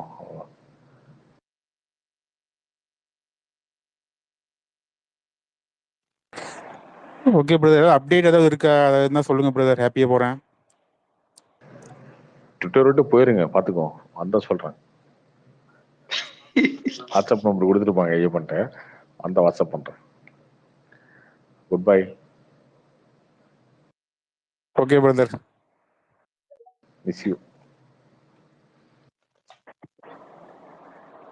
பிரதர் மறுபடியும் எஸ்டிஆர் பேன் இந்த கேட்டு கொடுத்தா மறுபடியும் வருவான் பிரதர் ட்விட்டருக்கு. நான் தான் வாட்ஸ்அப் பண்ணுறேன் சொல்லிட்டேனே. அப்டேட் வந்து வாட்ஸ்அப் பண்ணுறேன். க்ளோஸ் பண்ணுங்க அக்கௌண்ட்டை.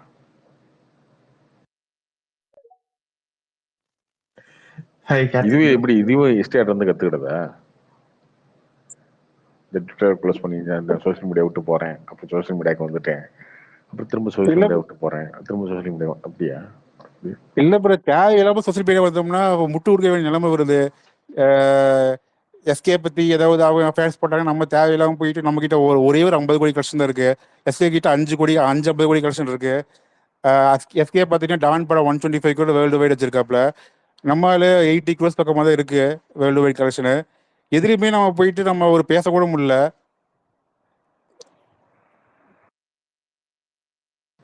சரி, ஓகே, ஒன்றும் பிரச்சனை இல்லை. ட்விட்டரை டீஆக்டிவேட் பண்ணுங்க. வாட்ஸ்அப் நம்பரை ஐ பண்ணிட்டு கொடுத்துருங்க. அவர் அப்டேட் வரும்போது உங்கள் வாட்ஸ்அப் பண்ணினா வந்துருங்க. ஓகே ப்ரோ, கிளம்பி நேரம் அவங்க வீட்டுக்கு போயிட்டு கேட்க சொல்லுங்க.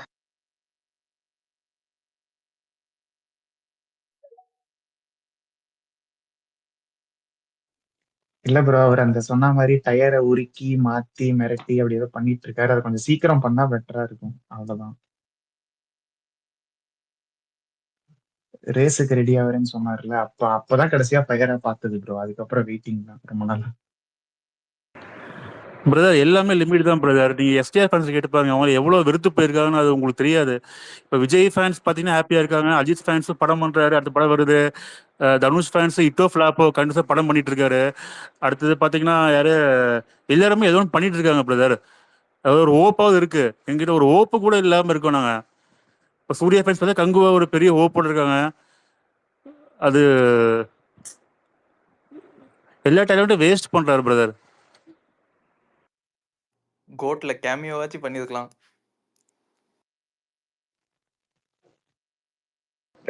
ஆல்ரெடி அவர் பண்ணதுதான் அவர் பிடிச்சி அடிச்சிட்டு இருக்கீங்க. அப்புறம் என்ன? இல்ல ப்ரோ, சும்மாவாச்சும் ஃபேன்ஸ்லாம் பார்த்து செலிப்ரேட் பண்ணிருப்பாங்கல்ல. எஸ்கேவை தான் அடிக்கிறாங்க, சிம்புவையும் அடிப்பாங்க. இல்ல ப்ரோ, கார்த்திகா கொஞ்ச நாளாவே அப்போ ஃபார் எக்ஸாம்பிள் இப்போ வாரிசு டைம்ல இருந்து ட்விட்டர்ல டைனாமிக்ஸ் எல்லாம் மாறிடுச்சு. இல்ல தேவையே இல்லாம இப்போ ரீசெண்டா Rajini fans versus Vijay fans ஈக்குவேஷனே மாறி நிக்குது. அதே மாதிரி இப்போ அந்த கேமியோ எல்லாம் வந்ததுக்கு அப்புறம் இப்போ அவர் சொன்ன மாதிரி சிம்புவும் கொஞ்சம் அவர் மொமெண்டம் இல்லாம இருக்கிறதுனால தேவையே இல்லாம தனுஷ் விசஸ் எஸ்கேன்னு போகுது. எனக்கு பர்சனல் ஒப்பீனியன் வந்து இப்போ அஜித்தும் சரி சிம்புவும் சரி இன்னும் கொஞ்சம் ஸ்பீடப் பண்ணி ப்ராப்பரா ஃபயரா என்கேஜ் பண்ணியிருந்தாங்கன்னா ஃபேன்ஸை வந்து யூஸ்வலா எப்படி இருக்குமோ அதே மாதிரி வார் போயிருக்கும். இப்போ ஏதோ அவங்க சைடு கொஞ்சம் ஸ்லோ டவுன் ஆனதுனாலதான் இந்த ஈக்குவேஷனே மாறிடுச்சுன்னு தோணுது ப்ரோ. நீங்க என்ன நினைக்கிறீங்க? ஏன்னா இப்போ ஹைண்ட் சைட்ல இந்த வருஷம் கிட்டத்தட்ட சிம்புக்கும் சரி அஜித்துக்கும் சரி ஒரு படமே இல்லாம ஒரு ரெகக்னைஸ்ட் ஹீரோக்கு போறதே இது இல்லையா? நீங்க சொல்லுவீங்க கன்சிஸ்டன்சி முக்கியம்னு. அது இல்லாதனாலதான் ஈக்குவேஷனே இப்ப மாறிடுச்சுன்னு தோணுது. இல்லாட்டி எதுக்கு ரஜினி விசஸ் விஜய்னு வரப்போகுது? இது மாறாத ஈக்குவேஷன் தான். இது எப்பயுமே காலகாலமா இருக்கிறது தான். ஒருத்தரோட இடத்த இன்னொருத்தர் பிடிக்கிறதுக்கு கிட்ட நெருங்கி வந்துட்டாருன்னா அங்க இருக்கவங்க வந்து கோவப்பட செய்வாங்க. அதுக்கு முன்னாடி பாத்தீங்கன்னா இதே ரஜினி வந்து என்ன சொல்லுது, சாமியோட ஆடியோ லான்ச்லாம் வந்து சூப்பர் ஸ்டார்ன்றாங்க. சூப்பர் ஸ்டார்னு என்ன? யார் படம் அதிகமாக கலெக்டாதோ அவங்க தான் சூப்பர் ஸ்டார். இன்னைக்கு நான் சூப்பர் ஸ்டார், நாளைக்கு விஜய் சூப்பர் ஸ்டார் இருக்கலாம், விக்ரம் சூப்பர் ஸ்டார் இருக்கலாம், இதெல்லாம் சொல்லுவாங்க. அப்படியே ரஜினி திரும்ப சூப்பர் ஸ்டார் இதை பத்திலாம் அவரு திரும்ப பேச ஆரம்பிச்சாரு. ஸோ அவரு அன்னைக்கு பார்த்தீங்கன்னா அவர் சூப்பர் ஸ்டார் அப்படின்னு சொல்ற இடத்துல வந்து கீழே 2வது 3வது இடத்துலயே ஆள் கிடையாது. ரஜினி நம்பர் 1னா 5, 6, 7, 8 தான் இருப்பாங்க. 4 இடம் காலியா இருக்கும். ரஜினியோட பிசினஸ் 10 இருக்குன்னா இவங்கெல்லாம் 2, 3 தான் இருப்பாங்க. அப்படி இருக்கும்போது பிரச்சனையே கிடையாது. நீங்க எஸ்கே வந்து வளரும் போது எஸ்கே வந்து பெருசா தெரிஞ்சிருக்காரு தனுஷ் ஃபேன்ஸுக்கு. நீங்க எஸ்கேக்கும் தனுஷுக்கும் பார்த்தீங்கன்னா ஒரே டைம்ல படம் ரிலீஸ் ஆகுது. அயலான் கேப்டன் மில்லர் ஓப்பனிங் கேப்டன் மில்லருக்கு அயலான் வந்து ஓவரால் கலெக்ஷன் அதிகமாகுது. ஸோ அந்த ரைவல்ருக்கு ரேட்டாக தான் செய்வோம். அது ஒன்றும் பண்ண முடியாது. ஒருத்தரை தாண்டாத வரைக்கும் பெருந்தன்மை இருக்கும். கிட்ட நெருங்கிட்டாங்க தாண்ட போறாங்கன்னா அப்படின்னா எல்லாருக்கும் அந்த போட்டி மனப்பான்மை வந்துடும். அது ஒண்ணுமே பண்ண முடியாது. இல்ல ப்ரோ, அது இந்த போட்டி வரதுக்கு காரணமே இப்ப எஸ்கேவோட கன்சிஸ்டன்சினாலதான் வந்து அவர் வந்து படிப்படியா இது பண்ணி இப்ப தனுஷ் கிட்ட வந்துட்டாருன்னு சொல்லலாம். பட் ஆனா அதே கன்சிஸ்டன்சி வந்து சிம்புவும் பண்ணியிருந்தாங்கன்னா அட்லீஸ்ட் ஒரு அந்த 3 பேருக்குள்ளேயாவது நடந்திருக்கும் இல்லையா? இப்போ சிம்புன்றது கொஞ்சம் ஈக்குவேஷன் இல்லாத மாதிரி இருக்கு. பல டைம் சொல்லி வச்சுக்கோ. திரும்ப வந்து நாளைக்கு காலை ஃபுல்லா திட்டுவானுங்க நம்மள. சிம்பு பண்ணியிருந்தா அப்படி நடந்ததான் பேச முடியும், நடக்காது பேச முடியாது. இது பல டைம் சொல்லியாச்சு. அவரு என்னோட பெர்செப்ஷன் கரெக்டான அது ரைட்டுங்க. நடந்ததாங்க பேச முடியும், நடக்காதது பேச முடியாதுங்க. நடிச்சிருந்தா அப்படி இருக்கும், நடிச்சிருந்தா அப்படி பண்ணியிருப்போம். நடக்கலையே, அவ்வளவுதான். அது நடக்காத விஷயத்த சும்மா பேசிட்டே இருந்த என்ன பிரயோஜனம்? அது ஒரு ஆக்சுவலா ஒரு ஜெனரல் ஆடியன்ஸ் சைட்ல இருந்து ஒரு ஆதங்கம்னு வச்சுக்கோங்களேன். இன்னும் கொஞ்சம் இப்ப சூர்யா, அஜித் இவங்க எல்லாம் அப்படி ஜெனரல் ஆடியன்ஸ்க்கு ஆதங்கமே இருக்காதுங்க. சினிமா அவனுக்கு வந்து என்டர்டைன்மெண்ட் தான் ஜெனரல் ஆடியன்ஸ் பொறுத்த வரைக்கும். அவனுக்கு மேபி விஜய் படம் ட்விட்டர் நடிச்சா ஆடியன்ஸ்னு பார்த்துட்டே இருப்பான். வச்சுக்கலாம். விஜய் நாளைக்கு படமே நடிக்க மாட்டேன்னு போயிட்டாருன்னா ஒன்றும் பிரச்சனை இல்லை, அடுத்த வாரம் யார் படம் வருது அப்படின்னு போயிட்டே இருப்பான். ஃபேன்ஸுக்கு மட்டும் தான் அந்த எமோஷன் இருக்கும், ஃபீலிங் இருக்கும். ரஜினி படமே நடிக்கல 2 வருஷம், ரஜினி ஜென்ரல் நடிச்சா ஃபீல் பண்றான். ஆனா ரஜினி ஃபேன்ஸ் மட்டும் தான் ஃபீல் பண்ணுவாங்க. அஜித் படமே வரல, யார் ஃபீல் பண்ணுவா? அஜித் ஃபேன்ஸ் மட்டும் தான் ஃபீல் பண்ணுவாங்க. மற்ற ஆடியன்ஸு கதை படமே வரல, நான் தேட்டருக்கே போக மாட்டோம், வந்துடுவாங்களா? எந்த படம் வந்தாலும் பார்த்துட்டு போயிட்டே இருப்பான். ஆமா, நீங்க எஸ்டிஆர் படம் வரலன்னா எஸ்டிஆர் ஃபேன்ஸ் மட்டும் தான் வருத்தப்படுவீங்க. எஸ்டிஆர் படம் வரப்போ பார்த்துக்கலாம் கூட போயிட்டே இருப்பாங்க அடுத்தவங்களாம். அதே எஸ்கே படம் வருதே, தனுஷ் படம் வருதே, விஜய் படம் வருது, இப்படின்னு போயிட்டே இருப்பாங்க அவங்க. ஏன் கார்த்தி ப்ரோ இப்ப படம் நடிக்கலன்னு சொல்றாங்க, இப்ப அப்படியே வருஷத்துக்கு 2 படம் 3 படம் 4 படம் நடிச்சா கூட படம் நல்லா இருந்தா தான் கொண்டாட போறாங்க ஜெனரல் ஆடியன்ஸ். இல்லைன்னா இல்லைன்னு போக போறாங்க, அடுத்து போயினே இருக்க போறாங்க. ஆமா கரெக்டுங்களா? ஆமா ஆமா, கரெக்டு தான். பட் இல்ல ஆனா அதான் அந்த சொல்றேன். 2-3 படம் கன்சிஸ்டன்டா நடிக்கும் போது கண்டிப்பா அதுல ஒன்னாவது கிளிக் ஆக வாய்ப்பு இருக்கு. ஸோ ப்ராபபிலிட்டி இன்க்ரீஸ் ஆகுறதுனாலதான் அவங்க சக்சஸ் ஆறாங்கன்னு ஐயா, தோணுது. 2 அதுதானே விஷயம். 3 இல்லைங்க, 2 3 இல்லைங்க, 1 அவ்வளவுதான். அந்த 1 தான் நிக்கிறோம் நம்ம. நாங்க 2 படம் நடிங்க 3 படம் நடிங்க கேட்கிறோம், ஒரு படமா நடிங்க தானே கேட்டுட்டு இருக்கோம். யாரா கேட்டாங்களா இப்ப வருஷத்துக்கு 2 படம் நடிச்சா மட்டும் நீங்க பாத்துருவீங்களா அப்படின்னு? ஐயா, வருஷத்துக்கு 2 படம் இல்லை 3 படம் இல்லை அதெல்லாம் சொல்லியா, படம் நடிங்க, அடுத்த வருஷம் அந்த படம் வருது வந்துன்னா கூட சரி ஓகே நடிச்சிட்டு இருக்காருங்க, அடுத்த வருஷம் வந்துடும் நினைச்சிட்டு இருப்போம் அப்படின்னு தான் கேட்கணும். இல்ல கார்த்தி ப்ரோ, படம் ஃபிளாப் ஆனாலும் சாங்ஸ் ஹிட் ஆனா அந்த ஒரு லைம் லைட்ல இருப்பாங்களா அந்த ஹீரோ. இப்ப சாங்ஸ் சிம்பு எடுத்தீங்கன்னா பஞ்ச் டைலாக் பேசுவாரு, ஏதாவது ஒரு லைம் லைட்ல ஏதாவது இருப்பார்ல ஃபிளாப் ஆனாலும் கூட.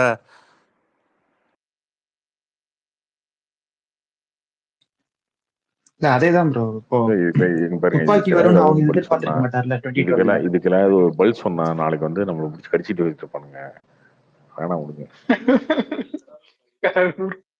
ஆல்ரெடி ஒரு நாள் நடந்து அதுக்கப்புறம் வந்து காலில் ஃபுல்லாக நம்ம திட்டி விடுங்க, நம்ம என்ன சொல்றோம்னே ஒன்று புரிஞ்சுக்க மாட்டானுங்க.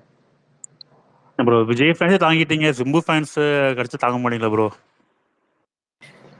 நம்ம எல்லாத்தையும் தாங்குவோம், இதுல என்ன இருக்கு, யார் வேணாலும் தாங்குவோம். புரியாதவங்ககிட்ட பேசி யூஸ் வரலன்றாங்க, அவ்வளவுதான், வேற ஒன்றும். கார்த்தி ப்ரோ இவங்க கமெண்ட்ல வந்து எங்க கமெண்ட்ல வந்து திட்டினா நமக்கு என்ன பண்ணுறது? ஐயோ கமெண்ட் திட்டினா கில்ல மாதிரியா இருக்க போகுது, வலிக்கவா போகுது, நம்ம அதெல்லாம் கிடையாது. கமெண்ட் செக்கிறே பார்க்காம விட்டு போயிட்டே இருக்க வேண்டியதான். இல்லை திட்டியா, ஆமா திட்டுறானுங்களே அப்படின்னு போயிட்டே இருக்க வேண்டியதான். அதனால நமக்கு எதாவது ஆயிரப்பதா ஒன்றும் ஆகாது. ஆனா புரியாதவங்ககிட்ட பேச வேண்டிய அவசியம் என்ன இருக்கு? கார்த்தி ப்ரோ இன்னொரு விஷயம் ப்ரோ, வர வர உங்க ரிவ்யூஸ் பாக்குறேன், கமர்ஷியல் படம்லாம் உங்களுக்கு பிடிக்க மாட்டேங்குது, கண்டென்ட் பண்ணா உங்களுக்கு பிடிக்குது. நீங்க அது என்ன படம் கமர்ஷியல் மாறிட்டு வர படம்? டேஸ்ட் மாறுதா? என்ன படம் கமர்ஷியல் படம்? அரண்மனை. அரண்மனை வந்து எல்லாரும் சொல்றதுக்கு முன்னாடி நான் சொல்லிட்டு இருந்தேன், அந்த படம் பாருங்க பிளாக் பஸ்டர் அது இதுன்னு சொல்லிட்டு இருந்தேன். நீ இப்பதாடா பேசணும் நீங்க சொல்லிட்டு இருக்கீங்க. அரண்மனை இல்ல சொன்னேன், கருடன் கோட் சொன்னேன், இதெல்லாம் படம் கமர்ஷியல். உங்களுக்கு கோட் படம் ஆவரேஜ்ங்களா? அதுக்கப்புறம் ஆசை கேட்டேன். அது இன்னொன்னு ருப்பின் தானே, இன்னொன்னு இருக்கு, நம்ம தான் சொல்லியிருக்கேன். கருடன் சொல்லியிருக்கேன் கமர்ஷியல் படம் தானே, அரண்மனை சொல்லியிருக்கேன் கமர்ஷியல் படம் தானே.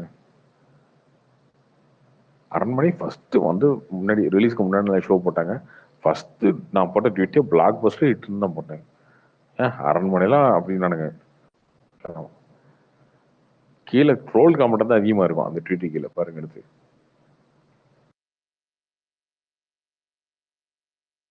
கருடன் எல்லாருக்கும் நான் தான் ட்வீட் போட்டேன் படம் பார்த்துட்டு, சொன்னேன் சூப்பரா இருக்குங்க அந்த படம் பாருங்க. அது பக்க கமர்ஷியல் படம் தானே.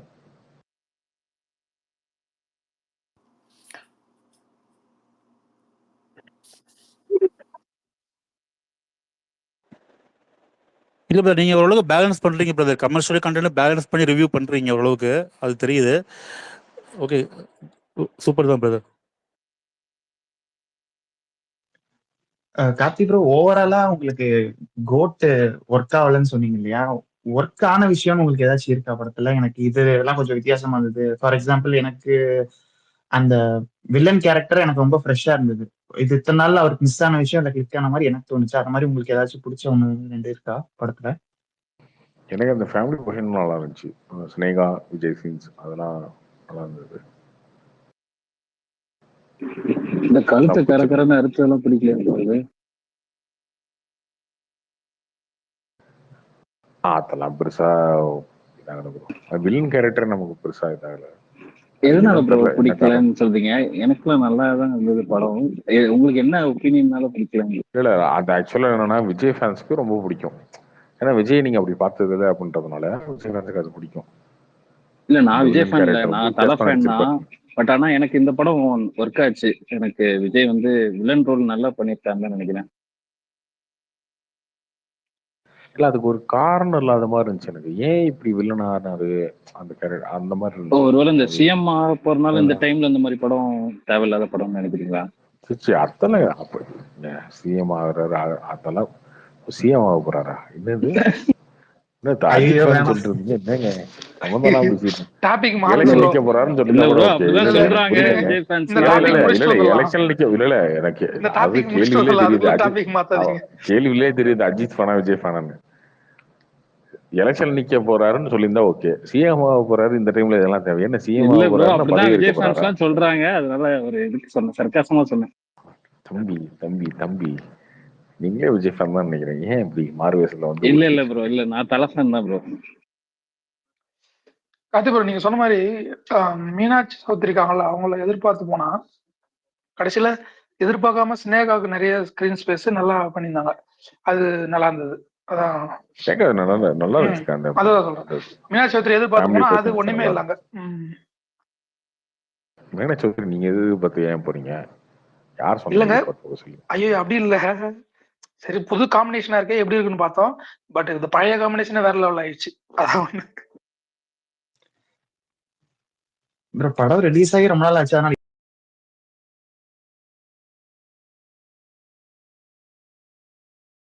இப்ப சொல்ல நினைக்கிறேன். நிறைய பேர் ஆக்சுவலா நான் வந்து ஃபர்ஸ்ட் டைம் வந்து ஃபர்ஸ்ட் டே ஃபர்ஸ்ட் ஷோ பார்க்காம இந்த படம் இங்க இருக்க சுச்சுவேஷன் காரணமா 2 நாள் கழிச்சு தான் பார்த்தேன். நீங்க சண்டை போட்டுட்டு அதெல்லாம் கேட்டு போய் பார்க்கும்போது எல்லாமே தெரிஞ்சு போச்சு, எது பிளஸ் எது மைனஸ் எல்லாம். அப்படி பார்க்கும்போது எல்லாரும் ரேவ் பண்ண கிளைமேக்ஸ் போர்ஷன் தான் ப்ரோ ஆக்சுவலா எனக்கு கொஞ்சம் ஸ்ட்ரெச் ஆன மாதிரி தெரிஞ்சது. பட் ஆனா 3 மணி நேரத்துக்கு நல்லா ஹோல்ட் பண்ணிருக்காங்க. பட் ஸ்டில் அதை ஒரு 10 நிமிஷம் குறைச்சிருக்கலாம் தான் தோணுச்சு. ப்ரோ கிளைமேக்ஸ் ஏன்னா கொஞ்சம் நிறைய டிஃப்ரெண்டா எடுத்துக்கலாம். அது கொஞ்சம் விஎஃப்எக்ஸ் எல்லாம் கொஞ்சம் சொதப்பலாம். அது ஒண்ணு. பட் அது அது அப்படியே போயிட்டே இருந்த மாதிரி இருந்தது. கொஞ்சம் பேக் அண்ட் ஃபோர்த்னு அது போயிட்டே இருக்கும்போது யூஸ்வலா நம்ம எப்போ டயர்டே ஆகாம இருக்கோமோ அது நல்ல படம் சொல்லலாம். நானே லைட்டா மங்காத்தால கொஞ்சம் சூப்பரா tired பண்ணிருப்பாரு. ஆனேன். மங்காத்தால செம்மையா பண்ணிருப்பாரு. அந்த மாதிரி ஒரு ஏதாவது சுச்சுவேஷன்ல பண்ணிருக்கலாம். கம்பேர் ப்ரோ பண்ணல. பட் ஆனா மங்காத்தாலாம் எனக்கு இப்ப ரிலீஸ் ஆனா வந்து கிளைமேக்ஸ் வந்து சோஷியல் மீடியால வந்து ப்ரோ அப்புறம் யாருக்கும் இருக்காது படம். கார்த்தி ப்ரோ இது நல்லா போகுதா ப்ரோ? தமிழ்நாட்டுல எப்படி போயிட்டு இருக்கு? இப்போ நீங்க இந்த லீவ் எல்லாம் சொன்னீங்களா, இப்ப தமிழ்நாட்டுல வீக்கெண்ட் பார்த்து ரைட்டா இருக்கா? தமிழ்நாட்டுல நல்லா போகுது. வீக்கெண்ட்ல நல்லா இருக்கு. Okay bro. இப்போ இது மாதிரி இப்போ ஆல்மோஸ்ட் ஒரு இந்த ஷேர் படி எவ்வளவு வரும்னு நினைக்கிறீங்க? 80 crores ஷேர் வருமா? 80 90 எண்டு ஃபைனலா கேட்கறேன். 80 to 80 வரும். 80 to 80ல இருந்து 90க்குள்ள வரும் நினைக்கிறேன். யோகி இப்போ பார்த்தாலும் நம்பர் ஏதாவது கேட்டு விடாதீங்க. நாளைக்கு எவனா ஒருத்தன் போட்டா உடனே வந்து நீ அதை சொன்னியே, நீ அதிகமா சொல்லிட்டேன்னு ஒரு குரூப் திட்டுது, கம்மியா சொல்லிட்டேன்னு ஒரு குரூப் திட்டுது. யாரை சமாளிக்கிறதுன்னு தெரியல. இல்ல ப்ரோ நீங்க கொஞ்சம் பிராடா ரேஞ்ச் சொல்லிருங்க. 80 to 100 வரலாம் அது மாதிரி சொல்லிட்டீங்கன்னா யாரும் உங்களை திட்ட மாட்டாங்க. ஏன்னா கண்டிப்பா அந்த ரேஞ்சுக்குள்ளதான் வரும் அப்படி வச்சுக்கலாம். அப்படி சொன்னாலும் திட்டுவானுங்க, எப்படி சொன்னாலும் திட்டுவானுங்க. உங்களுக்கு தெரியாது ப்ரோ. எனக்கு ஒண்ணு புரியல. இந்த நம்பர் கேக்குறாங்கல்ல, உங்களுக்கு எதனா பர்சன்டேஜ் போகுமா? அதுலயே ரொம்ப குறியா இருக்காங்களே, அதனால என்ன லாபம் இல்லை? அது ஃபேன்ஸோட எக்ஸைட்மெண்ட் அவ்வளவுதான். முன்னாடியெல்லாம் வந்து எத்தனை நாள் ஓடும் அப்படின்னு சொல்லி சண்டை போட்டுட்டு இருப்பாங்க. இப்போ நம்பர்ஸ் வச்சு சண்டை போடுறாங்க. எவ்வளோ கலெக்ஷன் ஆச்சு. ஃபியூச்சர்ல வந்து எங்காலும் இவ்வளோ படம் நடிச்சிருக்காரு, உங்காலும் இவ்வளோ படம் நடிச்சிருக்காருன்னு சண்டை வரலாம்.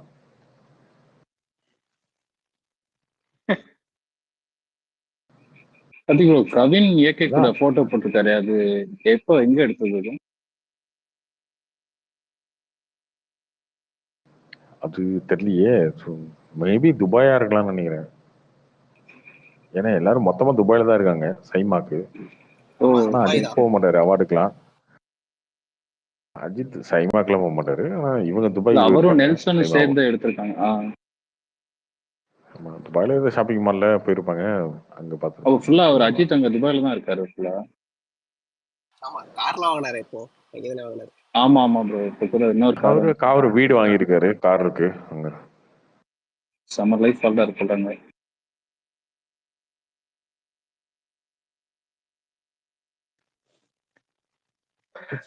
கார்த்தி ப்ரோ அந்த கொஸ்டின் கேட்கணும்னு மறந்து விட்டேன், டாபிக் மாத்தணும்னு. சொல்லுங்க. இப்ப அதாவது சிம்பு ஃபேன்ஸ் வந்து ஒரு பக்கம் அவர் அப்படி சொன்னாரு, படம் நடிக்க வரலன்னு சொல்றாங்க. ஒரு பக்கம் ஒருத்தர் பேசவே மாட்டாரு, ஆனா படமும் லேட் ஆகுது அஜித். ஸோ ரெண்டு பக்கம் கான்ட்ராஸ்டா இருக்கு. அவன் என்ன லேட் ஆச்சு? என்ன லேட் ஆச்சு? என்ன ஒன்றும் லேட் லேட் ஆச்சு? ஆகல. அவர் இல்ல இல்ல 2 படம் சொல்றேன். எடுத்துருக்காரு. படமும் இல்ல, கொஞ்சம் அட்லீஸ்ட். அவர் துணியாங்க, அவர் படம் துணியும் வந்துச்சு. ஓகேவா? விடாமுயற்சி வரப்போகுது, அடுத்து குட் பேட் ஆக்டிவ் வரப்போகுது. 2 படம் நடிச்சிட்டு இருக்காரு. ஆனா அப்புறம் என்ன? 2 பேருமே அதான் சொல்றேன், ஏதாவது அப்டேட்னு சொல்லிட்டு இது பண்றாங்கல்ல, அதுக்காக சொல்றேன். ஏங்க 2 தல கான்ட்ராஸ்டா இருந்தா இப்பதான் கூட வந்து கண்டினியூஸா படம் நடிச்சுட்டு இருக்காரு, நீங்க மாட்டு இப்படி பேசுறீங்க. இல்ல ஆனா இப்பதான் அதுதான் குட் பேட் அக்லி 2 படமும் ஒரே நேரத்துல அடிக்கிறது பெரிய விஷயம் தான்.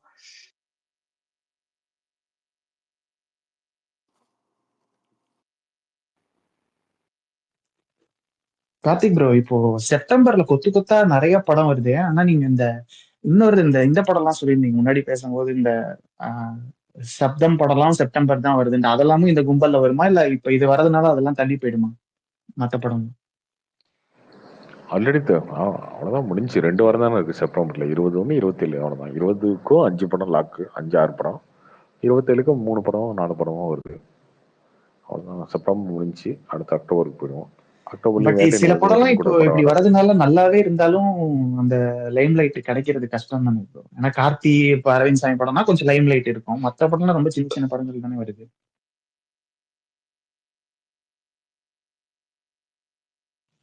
ஷோ ஷோ கிடைக்கிறது ரொம்ப கஷ்டமா தான் இருக்கும். ஒரு ஷோ அந்த மாதிரிலாம் கொடுப்பாங்க. ரொம்ப எக்ஸ்ட்ரானரியா ரிப்போர்ட் வந்து சூப்பரா இருக்குன்னு எல்லாம் சொன்னாதான் கொஞ்சம் கொஞ்சமா இம்ப்ரூவ் ஆகும். அது கஷ்டம்தான். அப்ப எல்லாம் கண்டிப்பா ப்ளஸ் ஷோ போடுவாங்கல்ல அது. ஆமாங்க, எல்லா படத்தையும் கொஞ்சம் 2 நாள் 3 நாள் மடி போட்டு கொஞ்சம் பாசிட்டிவ் வரதுக்கு முயற்சி பண்ணுவாங்க. பட் அப்படி வந்தாலுமே கூட 6 படம் வருது அப்படின்னா 6 படத்துக்குமே நீங்க என்ன ரிவ்யூ வந்தாலுமே தேட்டர் எப்படி டிவைட் பண்ணி கொடுத்து கொஞ்சம் கஷ்டம் தான் இந்த வாரம். ஆனா இவங்களுக்கு எல்லாருக்கும் ஆனா ஓடிடில தான் வந்து காசு அதிகமாகிறதால வந்து அவங்களுக்கு வந்து இது பெருசா மேட்ரு இல்லைன்னு நினைக்கிறேன். இண்டஸ்ட்ரி அப்படிதான் போகுதுன்னு நினைக்கிறேன். சின்ன சின்ன படம்லாம் ஓடிடி அப்படி கிடையாது. அப்படிலாம் கிடையாது. ஓடிடிலையும் வாங்குறது இல்லை இப்பெல்லாம் படம். இப்போ வந்து வேற டேட் இல்லை. இதை விட்டா அதுக்கப்புறம் விட்டா 27 செப்டம்பர் வந்து 4 படம் இருக்கு. அடுத்து வேட்டைன் இருக்கு. அதுக்கப்புறம் தீபாவளி. அதுக்கப்புறம் பார்த்தீங்கன்னா கங்குவா, புஷ்பா. 2 வாரத்துக்கு ஒரு படம் இருக்கு.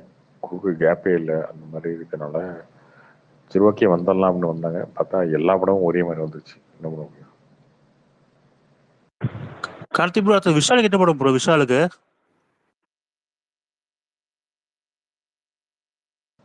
அவர் துப்பாரிவான் 2 அப்படின்னு சொல்லியிருக்காரு. பட் அது இன்னும் ஆரம்பிக்கல. Okay bro. பேசாம நாங்கள் விஷாலுக்கு காம்படிட்டர் ஆகலான்னு பார்க்குறோம் ப்ரோ. ஈஸியாக ஜெயிச்சுட்டு போகலான்னு ஒரு ஹாப்பினஸ் இருக்கும். என்ன சொல்றீங்க ப்ரோ? நீங்க உண்மையாலும் சிம்பு ஃபேன் தானா? ஃபன் பண்றீங்களா ப்ரோ? சிம்புவே பரவாயில்லன்ற ரேஞ்சில் விஷால் போயிட்டு இருக்காருங்க. ஏங்க அவன் ஒரு துப்பரையான் இப்போ என்னதான் ஸ்டேட்டஸ், அது கேட்கலாம்னு மறந்து போயிட்டேன். அது செகண்ட் ஹாஃப் அதான் அவர் எடுக்கிறாரா இல்ல அவரே எடுக்கிறதா தான் சொல்லியிருக்காரு. இவருக்கு ஆரம்பிக்கல. Okay okay. கார்த்தி, இப்ப அனிருத் மட்டும் தான் டைம் லைன்லயே இருக்காரு ப்ரோ, இருக்கு மியூசிக் டைரக்டர்ல. இருக்காரு. ஏஆர் ரஹ்மான்லாம் இருக்காரு. இப்போ ராயன்லாம் சூப்பரா பண்ணாரு. இல்ல யுவன் இருக்காரு. இருக்காரு. நம்பர் 1ல அனிருத் இருக்காரு. நம்பர் 1ல அவர் தான் இருக்காரு. ப்ரோ தேவாரா ஹீரோ என்டிஆர் பேசுனத கேட்டீங்களா, பாத்தீங்களா? என்ன சொன்னது பாக்கல. அனிருத் இவர் நம்ம இந்த அர்ஜுன் ரெட்டி டைரக்டர் வந்து கேட்டிருந்தாரு பிஜிஎம் எப்படி வந்திருக்கு அப்படின்னு சொல்லிட்டு. ஸோ ஒரு என்டிஆர் வந்து பயங்கரமா சொல்லியிருந்தாரு.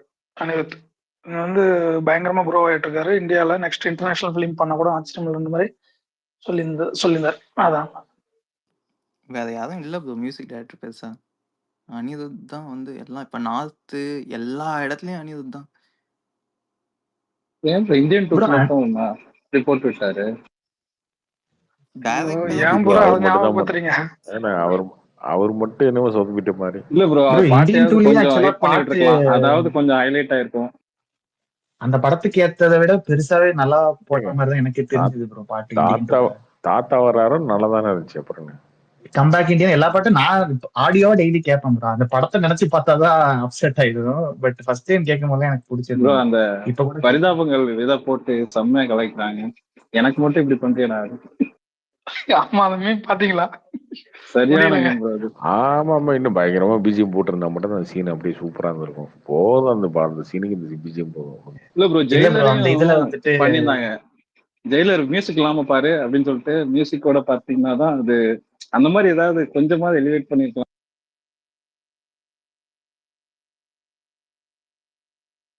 ஏங்க அந்த சீனுக்கு அது போதும் கொடுங்க. நல்ல வேலை அந்த டியூன் வேஸ்ட் பண்ணாம விட்டாது. பரிதாபங்களே அவங்க பேசியிருப்பாங்க, புதுசா டியூன் போடணுமா சார், புதுசா போட்டுடலாம் சார், ஆனா உங்க படம் புதுசாவே இல்லையா சார் அப்படின்னு கேட்கறா. அப்படிதான் இருக்கும் அந்த படத்துக்கு எப்படி ப்ரோ போடுறது. அது ஓகே ப்ரோ, இதுலயாவது ஒன்னு ரெண்டு சீன் மாறும். அதுல கடைசி 20 மினிட்ஸ் இந்த சைக்கிள்லயே ஓடிட்டு இருந்தா அவரு என்ன ப்ரோ டியூன் போட முடியும்? ஏன்னா அதை பத்தி பேச வேண்டாம். வைபர் வந்தா டேஞ்சர் எனக்கு. பிரசாந்த் ப்ரோ இல்லையா? ஓகே ப்ரோ அவர்லாம் வந்து போயிட்டாரு. நீங்க எப்ப லேட்டா வந்தீங்களா? வந்து 1/2 மணி நேரம் பேசி அப்படியா? நான் பார்க்கல ப்ரோ. முடிச்சு அதுக்கப்புறம் கிளம்பிட்டாருங்க. வாழ்க்கை தத்துவத்தெல்லாம் சொல்லிட்டு போயிட்டாருங்க. மிஸ் பண்ணிட்டேன் ப்ரோ. கார்த்தி தூங்கிடுவாதோன்னு நினைச்சேன் நான் இன்னைக்கு. ஆனா வந்து சீக்கிரம் போயிட்டாரு. ப்ரோ உங்க ஸ்பேஸ போலீஸ்லாம் கவனிக்கிறாங்க போலயே. போலீஸா? அவங்க ப்ரோ கீழே ஒருத்தங்க எஸ்ஐ எல்லாம் காட்டுது.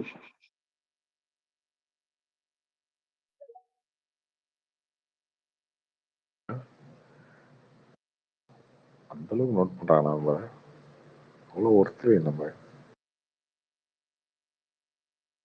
ப்ரோ நீங்க தான் மேபி இது சொல்லிக்கணும் ஒருத்தர் இல்ல.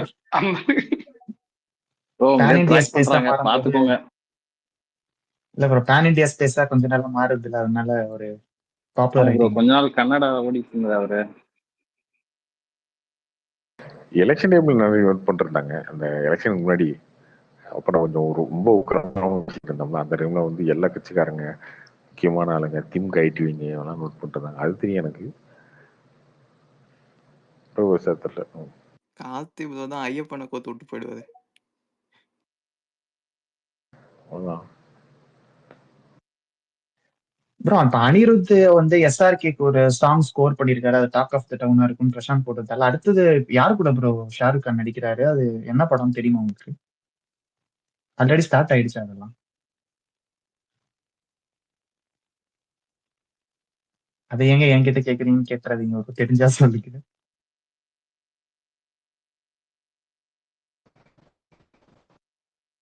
தெரியல ப்ரோ.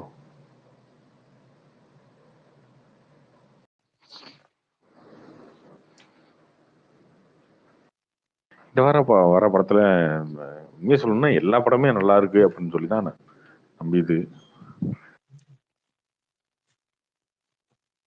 இதுல ஒரு சில படம் பார்த்துட்டேன், ஒரு சில படம் பார்க்கல. எல்லாருமே நமக்கு தெரிஞ்சவங்க வேற. ஆனா இது எதுன்னு சொல்ல முடியாது. நந்தன் வந்து ஒரு பாலிடிக்ஸ் பேசுற படம். அது முன்னாடி இது வரைக்கும் எடுத்தாங்க தலித் படம். அதுல உண்மையான தலித் பாலிடிக்ஸ் பேசியிருக்க படமா இருக்கும் அது. அந்த கடைசி உலக போர் வந்து இப்ப தமிழ் அது அவர் விஷயம். அவர் படங்கள்ல இருந்து மொத்தமா மாறி ஒரு படத்தை ஒரு ஃபேண்டசி ட்ரை பண்ணி எடுத்திருப்பாரு. ஓகே. ரப்பர் பந்து வந்து 2 ஸ்டார் அந்த மாதிரி ஒரு அட்டகத்தி அந்த டைப்ல இருக்கும்னு நினைக்கிறேன். நான் பார்க்கல. ஸ்போர்ட்ஸு ஃபேமிலி அந்த மாதிரி சென்டிமெண்ட் இருக்கும். சட்டமின் கையில் அந்த படம் வந்து ஒரே நைட்டில் நடக்கிற ஸ்டோரின்னு நினைக்கிறேன். அது கிரைம் அந்த மாதிரி எல்லா படமும் இன்ட்ரெஸ்டிங்காக தான் இருக்கும். இந்த வாரம் வர பார்த்து ப்ரோ நீங்க போட்ட பிறகு தான் தெரிஞ்சதுனால இத்தனை படம் வருதான்ற மாதிரி. அவனுக்கு தெரிஞ்சலாம் 2-3 படம் தான் தெரிஞ்சது.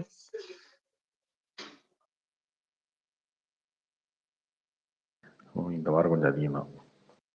ப்ரோ தனி ஒருவன் 2 அடுத்து ஏஜிஎஸ் பண்ணுவாங்களா இல்ல டிராப் பண்ணிட்டாங்களா?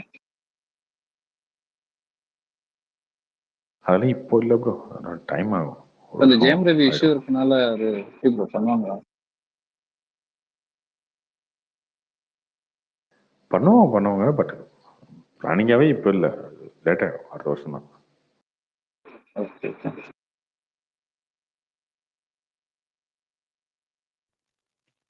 கார்த்தி ப்ரோ, இந்த பிரதர் படத்துல வந்து நீங்க முன்னாடி இந்த ஸ்பேஸ் பேசும்போது ஹாரிஸ் ஜெயராஜ் ஒரு பாட்டு போட்டிருக்காரு, நீங்க கேட்டேன், அது ஒரு மாதிரி ஃபோக் டைப்ல இருக்கு, நல்லா இருக்கு, செமையா இருக்கும் அது வந்தோம்னு சொன்னீங்க. அது நீங்க மக்காமிஷி பாட்டை தான் ரெஃபர் பண்ணீங்களா இல்ல இன்னொரு ஒரு அந்த பாட்டு? படத்தாங்க சொன்னேன். அந்த படத்தான் மக்காமிச்சி தான் சொன்னேன். Okay. ஆனா பாட்டு வந்தோடனே எனக்கு கழுவி வெளியே ஊத்துறானுங்க. நான் ட்விட்டர் போட்டிருந்தேன், சூப்பரா இருந்துச்சு அந்த பாட்டு கேட்டோம். பாட்டு வந்தோடனே ஏன்டா இந்த பாட்டு தான் நல்லா இருக்குன்னு சொன்னீங்கடா அப்படின்னு எனக்கு திட்டினானுங்களா. ஓகே, நமக்கு ஒரு டேஸ்ட் இல்லை போல இருக்குன்னு சொல்லிட்டு அந்த ட்வீட்ல டெலிட்டே பண்ணி விட்டேன். அப்புறம் இப்ப பார்த்தா அந்த பாட்டு சூப்பர் ஆகாவோன்னு சொல்லிட்டு இல்ல ப்ரோ, ப்ரோ இப்ப இருக்கிற இல்ல ஜிம்மிக்கு இப்ப சொல்லுங்க அந்த பாட்டு எப்படி இருக்குன்னு. ஏங்க எனக்கு ஃபர்ஸ்ட் டைம் கேட்கும்போது பாட்டு இல்ல ப்ரோ, பிடிச்சிருந்துச்சு. ஓகே பாட்டு தான். அந்த லிரிக்ஸ் எல்லாம் கொஞ்சம் ரொம்ப குவக்கியா இந்த டைம்க்கு ஏத்த மாதிரி போட்டோம்னா, நான் என்ன எதிர்பார்த்தேன்னா டங்கா மாதிரி நான் எதிர்பார்த்துட்டு உட்காந்துருந்தேன். அப்படி பார்க்கும்போது நான் டிசப்பாயிண்டிங்கா தான் இருந்தது. சொன்னேன், அப்பயே சொன்னேன், துருவ நட்சத்திரத்துல ஒரு பாட்டு வரும்ல, அந்த மாதிரி பாட்டு இருக்கும். அந்த மாதிரி பாட்டு தான், அதே அவர் பாடின பாட்டு தான். ஆமா, ஆனா அது அந்த அளவுக்கு ஹிட் ஆகல, இது செம்மையா ஹிட் ஆயிடுச்சு.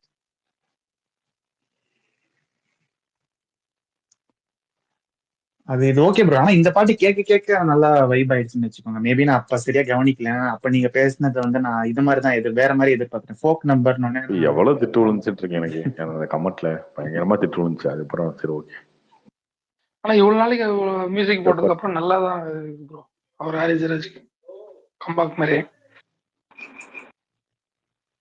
நான் துருவ நட்சத்திரம் அப்படி இப்படி வந்துரும், தலைவனுக்கு ஹாரிஸ் ஜெயராஜ் சார் கம்பேக் கிடைக்கும்னு நினைச்சா அது மறந்துடலாம் போல இருக்கு. பிரதராவது நல்லா இருக்கும்னு நினைக்கிறேன். கதை நல்லா இருந்து ஒர்க் அவுட் ஆனா நல்லா இருக்கும். இல்ல அவரது லெஜெண்டே சூப்பரா தாங்க இருக்கும். லெஜெண்ட் வேற லெவல் ப்ரோ. பாட்டு செம்ம தான். இல்ல பாட்டு ஆல்பம் உண்மையிலே வேற லெவல் தான். அது கண்டினியூஸா வந்தா கொஞ்சம் ஹிட் ஆயிடுவாருன்னு நினைக்கிறேன். கண்டினியூஸா படம் லெஜெண்ட்ல எல்லா பாட்டுமே சூப்பரா இருக்கும். லெஜெண்ட் படத்துல எல்லா பாட்டுமே சூப்பரா இப்போ வரைக்கும் கேட்பேன் ப்ரோ. கோனே கோமானின்னு ஒரு பாட்டு இருக்கும், அப்புறம் கொஞ்சி கொஞ்சின்னு ஒரு பாட்டு இருக்கும், ஓப்பனிங் சாங் எல்லா பாட்டும் சூப்பரா இருக்கும். கோனே எல்லாம் சூப்பரா இருக்கும். கோனே தான் சூப்பர், அந்த ஆல்பத்திலே பெஸ்ட் அதுதான். ஆமா ப்ரோ, அதெல்லாம் கண்டிப்பா பிளேலிஸ்ட்ல கேட்க தோணுது. இப்போ மேபி இப்ப ஜெயம் ரவி ஒரு நல்ல ஹீரோ, அது இந்த மேபி ஓகே மாதிரி உட்காந்துச்சுன்னா நல்லா இருக்கும். ஸ்கிரிப்டும் கொஞ்சம் பேசணும். ராஜேஷ் மேல பெருசா நம்பிக்கை இல்ல, படம் பார்ப்போம். கார்த்திக் ப்ரோ, துருவ நட்சத்திரம் வருமா? என் தெலுங்கு ஃப்ரெண்ட் ஒருத்தங்கிறான், கூட டார்ச்சர் பண்றான். அவன் கௌதம் மேனன் ஃபேனு. எப்பதான் என்னன்னா வருமா வராதான்ற மாதிரி அவன் அந்த மாதிரி கேட்டுட்டு இருக்கான். அவர் அந்த மலையாள படம் எடுத்து ப்ராஃபிட் கை நிறைய கொண்டு வந்து கடன் அடைச்சாதான் வரும்னு நினைக்கிறேன் ப்ரோ. நானே சைலண்ட் ஆயிட்டேன். அதுக்கு கடன் நிறைய இருக்கு. இன்னொன்று பிசினஸ் ஆகணும், பிரச்சனை இருக்கு. அது முடிஞ்சாதான் ரிலீஸ் ஆகும். இல்ல ப்ரோ, லேட் ஆச்சுன்னா அப்புறம் ரொம்ப இதுவாயிடாது. ஒரு சில படம் வந்து அந்த ஆன் டைம்ல வரலன்னா, லேட் ஆச்சுன்னா சப்போஸ் உடம்பு கூட போலாம்ல, சொல்ல முடியாது அப்படின்னு.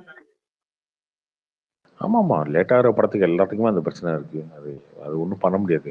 ப்ரோ கார்த்தி ப்ரோ, ஆனா கௌதம் மேனன்ட்ட ஒரே ஒரு அட்வான்டேஜ் என்னன்னா, இப்ப அவரோட வாரணம் ஆயிரமோ காக்கா காக்கோ அது மாதிரி காப் ஸ்கிரிப்ட் இப்ப பார்த்தா கூட ஃப்ரெஷ்ஷா இருக்கும். அவருக்கு அது மெயின்டைன் பண்ண தெரியும். கதை கண்டென்ட் நல்லா எடுத்திருந்தாருன்னா மேபி அது எப்ப வந்தாலும் ஹிட் அடிக்க வாய்ப்பு இருக்கு.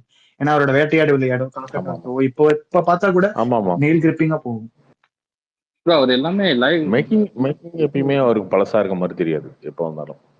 வெங்கட் பிரபு சொல்லியிருந்தார் ப்ரோ, எல்லாம் லைவ் லொகேஷன்ல எடுப்பாரு. அவரை பார்த்தா நான் இப்போ லைவ் லொகேஷனா ட்ரை பண்றேன். அவர் தான் ஃபர்ஸ்ட் செம்மையா பண்ணுவாரு.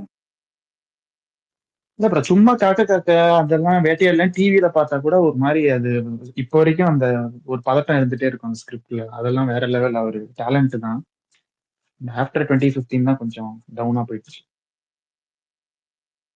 எனக்கு VTKவே பிடிச்சிருந்தது ப்ரோ. அதுக்கப்புறம் தான் சரி சிம்பு 2.1 நானும் எதிர்பார்த்திருந்தேன். அதனாலதான் கொஞ்சம் டிசப்பாயின்மெண்ட். இப்போ நல்லா வந்துச்சு அந்த படம்லாம்.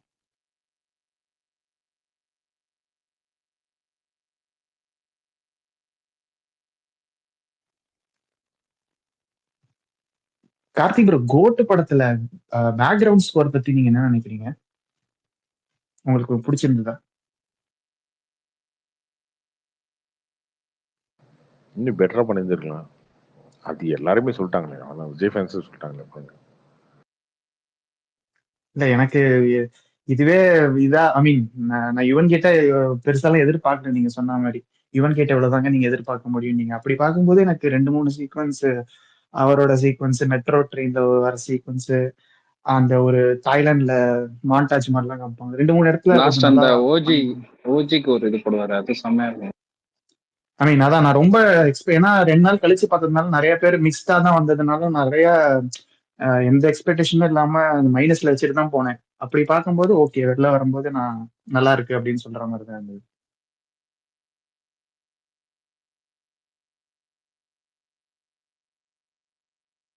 பட் எனக்கு இன்னுமே அந்த ஒரு சின்ன ஃபீல் இருக்கு ப்ரோ. எனக்கு இந்த துப்பாக்கி கொடுத்த, கத்தி கொடுத்த, மெர்சல் கொடுத்த ஹை வந்து நான் இன்னும் ஒரு ஃபேனா பர்சனலா நான் இன்னும் அதை எதிர்பார்த்துட்டு தான் இருக்கேன். கோட் எனக்கு ஹை கொடுத்துச்சானா கொடுத்துச்சு, பட் 100% நான் சாட்டிஸ்ஃபைடு இல்ல. 69 நான் வெயிட் பண்றேன், ஹோப்ஃபுல்லி. ஆப்வியஸா விஜய் மேல நிறைய படம் ரைட் ஆகுது ப்ரோ. அவரு ஒரு இதுல பீக்ல இருக்காரு. இன்னும் கொஞ்சம் அந்த ரைட்டிங்ல அவங்க பண்ணணுமோன்னு தோணுது. என்ன சில பேர் திட்டவும் வாய்ப்பு இருக்கு, பட் எனக்கு இது தோணுது. எனக்கு லியோலயும் இது தோணுச்சு, கோட்லயும் இது தோணுது. வினோத் இப்ப தீரன் மாதிரி ஒரு படம் கொடுத்தாருன்னா அது எங்கேயோ போய் நிற்கும் கலெக்ஷன். அது ஏதாச்சும் கொஞ்சம் பண்ணணும். விஜயை தாண்டி அவர் இப்ப துப்பாக்கியில இருந்தபோது அவர் ஒரு ஒரு நல்ல ஒரு டேரக்டர்ஸ் ஆக்டரா தான் ட்ரீட் பண்ணாங்க. இப்பயும் அப்படி இப்போ யாராவது ஒருத்தர் பக்காவா ட்ரீட் பண்ணா பெட்டரா இருக்கும்னு தோணுது. அதனாலதான் இப்ப முருகதாஸ் கத்தி எடுத்ததுக்கும் சர்க்கார் எடுத்ததுக்குமே வித்தியாசம் இருக்கும். கத்தி எல்லாம் முருகதாஸ் படம் மாதிரி இருக்கும். சர்க்கார் வந்து இட்ஸ் விஜய் மூவி, ஷேர் வந்துரும், ப்ராஃபிட் வந்துரும், அது வேற. ஸோ கார்த்தி ப்ரோ, கோட் ஓவராலா ப்ராஃபிட்டபிள் வெஞ்சர் தானா? ஜஸ்ட் கேக்குறேன். ஆமா ஆமா ப்ரோ, நான் சுனில் சொன்னதுக்கு பதில் சொல்றேன். இவர் வெங்கட் பிரபு என்ன சொன்னார்னா இன்டர்வியூல, மாநாடு படமே வந்து விஜய் சாரை வச்சு எடுத்தேன்னா நான் அதே மாதிரி எடுக்க முடியாதுன்ட்டு எல்லாம் அப்படின்னு சொன்னாரு. எனக்கு தெரிஞ்சு எல்லா டேரக்டரும் அதே அசம்ஷனுக்கு போறாங்க. ஆனா வந்து அவரை வச்சு நார்மலா நீங்க உங்க ஸ்கிரிப்டை வச்சு படம் எடுத்தீங்கன்னா அதுதான் எல்லா ஆடியன்ஸும் வெயிட் பண்றாங்கன்னு நினைக்கிறேன். முருகதாஸ் கண்டிப்பா அது வந்து பர்ஃபெக்டா பண்ணாரு, பர்ஃபெக்டா பேலன்ஸ் பண்ணாரு. நீங்க வந்து பாத்தீங்கன்னா வந்து நம்ம நெல்சன் அந்த மாதிரி லைட்டா ட்ரை பண்ணாரு. ஆனா வந்து பீஸ்ட் ரொம்ப மட்டமா போயிடுச்சு. பீஸ்ட் அப்படிதான் நல்லா டேக் ஆஃப் ஆச்சு.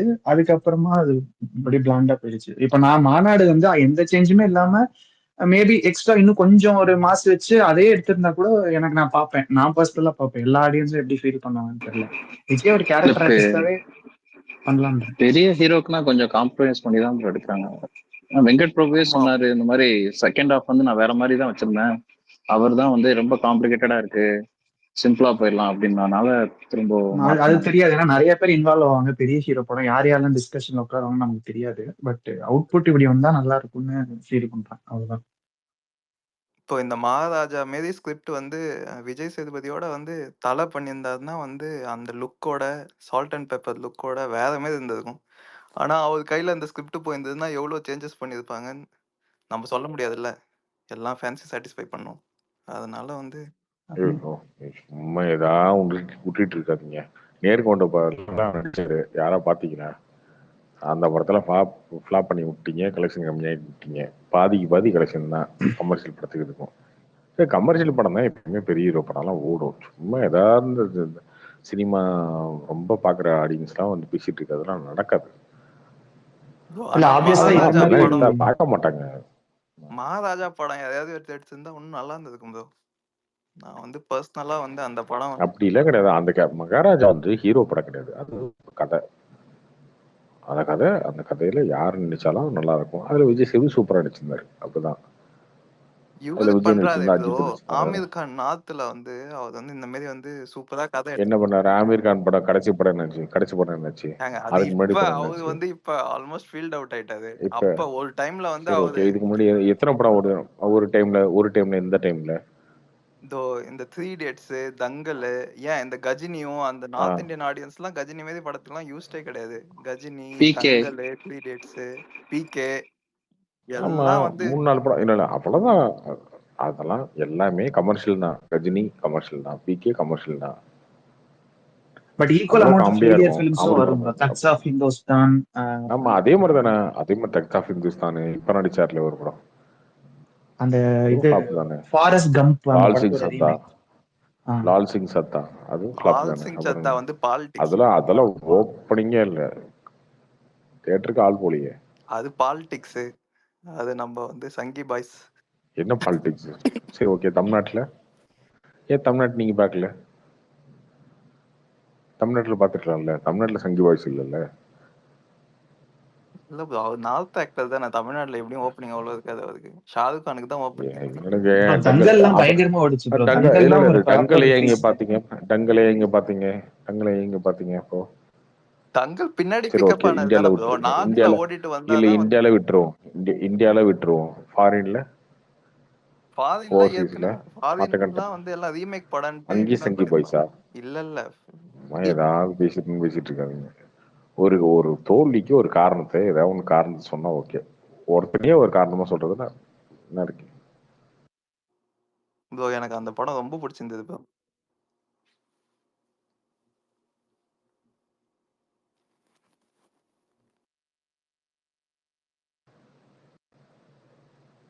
ஓகே, அது ரொம்ப சுமாரா இருந்துச்சு அந்த படம். இல்ல ப்ரோ அது இப்ப கிராஃப்டா இப்போ இவர் நடிச்சாரு, ஷாருக் கான் நீங்க சொன்ன மாதிரி டன்கின்னு ஒரு படம். ஷாருக் டன்கின்னு கான் ஒரு படம் நடிச்சார்ல ஷாருக் கான். அந்த ரொம்ப சுமாரா இருந்துச்சு. ராஜ்குமார் ஹிரானி படம், அதுவும் சுமாரா இருந்துச்சு. என்ன படம்? டங்கி சுமார் தான் ப்ரோ. டங்கி ப்ரோ அதை பாக்குறதுக்கு இன்ட்ரெஸ்டா இல்லை ப்ரோ. அவர் ஆனா உண்மையிலே நல்ல படம் எடுத்திருக்காரு. எனக்கு தெரியல, என் ஃப்ரெண்டே சொன்ன ரொம்ப சுமார் தான்.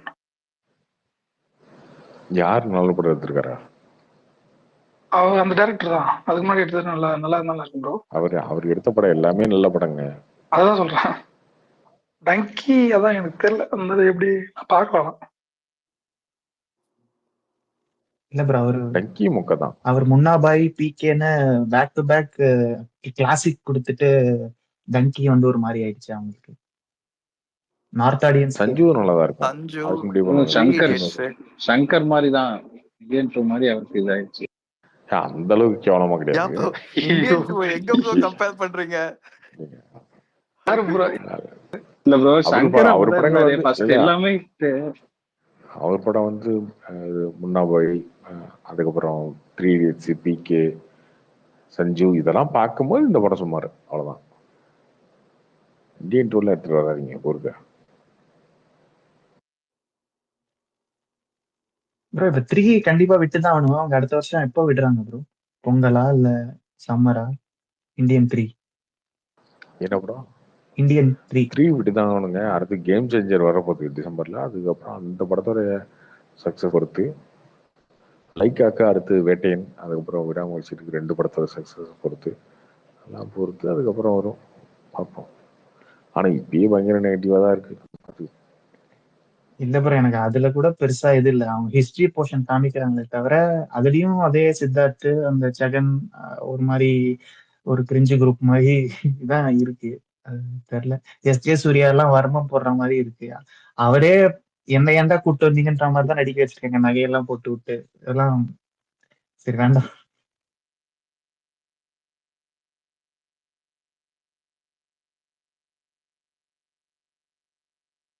விக்ரமோட அடுத்த படம் அது எப்போ ப்ரோ ரிலீஸ்? அது அடுத்த வருஷம் தான் இருக்கும். இந்த வருஷம் டேட்டே இல்லையே, எல்லாமே ஃபுல் தான். பொங்கல் வராது. பொங்கல் தெரியலைங்க. பொங்கல் என்ன படம் வருதுன்னு தெரியல. இந்த வருஷம் வாய்ப்பு இல்லை. ப்ரோ பாவம் ப்ரோ, அவர் தங்கலானோட வேர்டிக்ட் என்ன ப்ரோ ஆக்சுவலா? மீன் ஓகேவா, ஹிட்டா, பிளாக் பஸ்டரா, இல்ல சரியா போலையா? நார்த்ல நல்லா போச்சுன்னு இப்ப சொல்லிட்டு இருந்தாங்க. ஓவராலா அது எப்படி தங்கலாம் நான் சக்சஸ் தானே ப்ரோ. சக்சஸ் மீட்லாம் வச்சிருந்தாங்க. இல்ல பட்ஜெட் ஏதோ 100+ ஏதோ சொன்னீங்கன்னு நினைக்கிறேன். Thangalaan okay okay okay. நான் பெரிய கலெக்ஷன்லாம் டிமாண்டி காலனி வந்து தமிழ்நாட்டில் வந்து தங்கலான பெருசா பாதிச்சிருச்சு. இப்ப ஸ்டூடியோ கிரீனுக்கு அது ப்ராஃபிட் போயிருந்துச்சா? எக்ஸ்பெரிமெண்டா அது என்ன பட்ஜெட்னு தெரியலங்க. அது அவங்க 90 கோடி 100 கோடின்னு சொல்றாங்க. அந்த பட்ஜெட்டா இருந்துச்சுன்னா அது அது எப்படி இருக்கும்னு தெரியல. அந்த அளவுக்கு பட்ஜெட் ரெக்கவர் இருக்காது எனக்கு தெரிஞ்சு. அதுல தேவையில்லாம அவரு எக்ஸ்பெரிமெண்டா ஒரு சில விஷயங்கள்ல பண்ணி அது ரொம்ப தான் நல்லா ஓடி இருக்கும் அந்த படம். எக்ஸ்பெரிமெண்ட் பண்றேன், அவனை புச்சாலின்னு காட்டுறேன் அப்படின்னு சொல்லி ஏதோ ஒன்று பண்ணி. ஆமா ப்ரோ, அந்த ஆர்த்தி கேரக்டர் இல்லாம வேற ஏதாவது பண்ணிக்கலாம் ப்ரோ. அதுதான் இரிட்டேட்டிங்கா இருக்கு. ஆனா பாவம் அவர் அடுத்த படத்துல ரஞ்சித் பயங்கரமா கமர்ஷியலா அடிச்சிருவாரு. பட் இது விக்ரமுக்கு அது நடந்திருக்கலாம், அவ்வளவுதான். அதுல எஸ் சூர்யா இருக்காரு. ஸோ படம் வேற லெவல்ல இருக்கும். வீரதீரன் சொல்றேன். ஆமா ப்ரோ.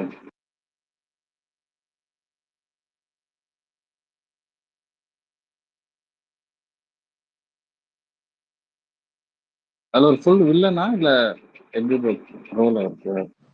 ஹெச்சி சூர்யாவா? அவர் வில்லன் தான் அந்த படத்துல. செம்மையா இருக்கும்.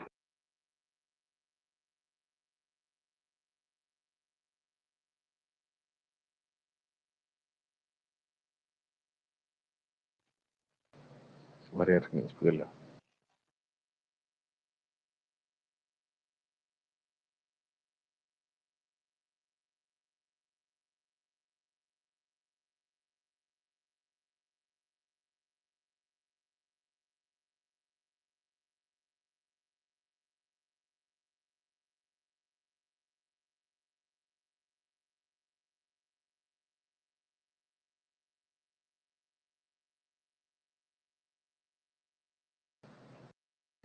கேக்குதா?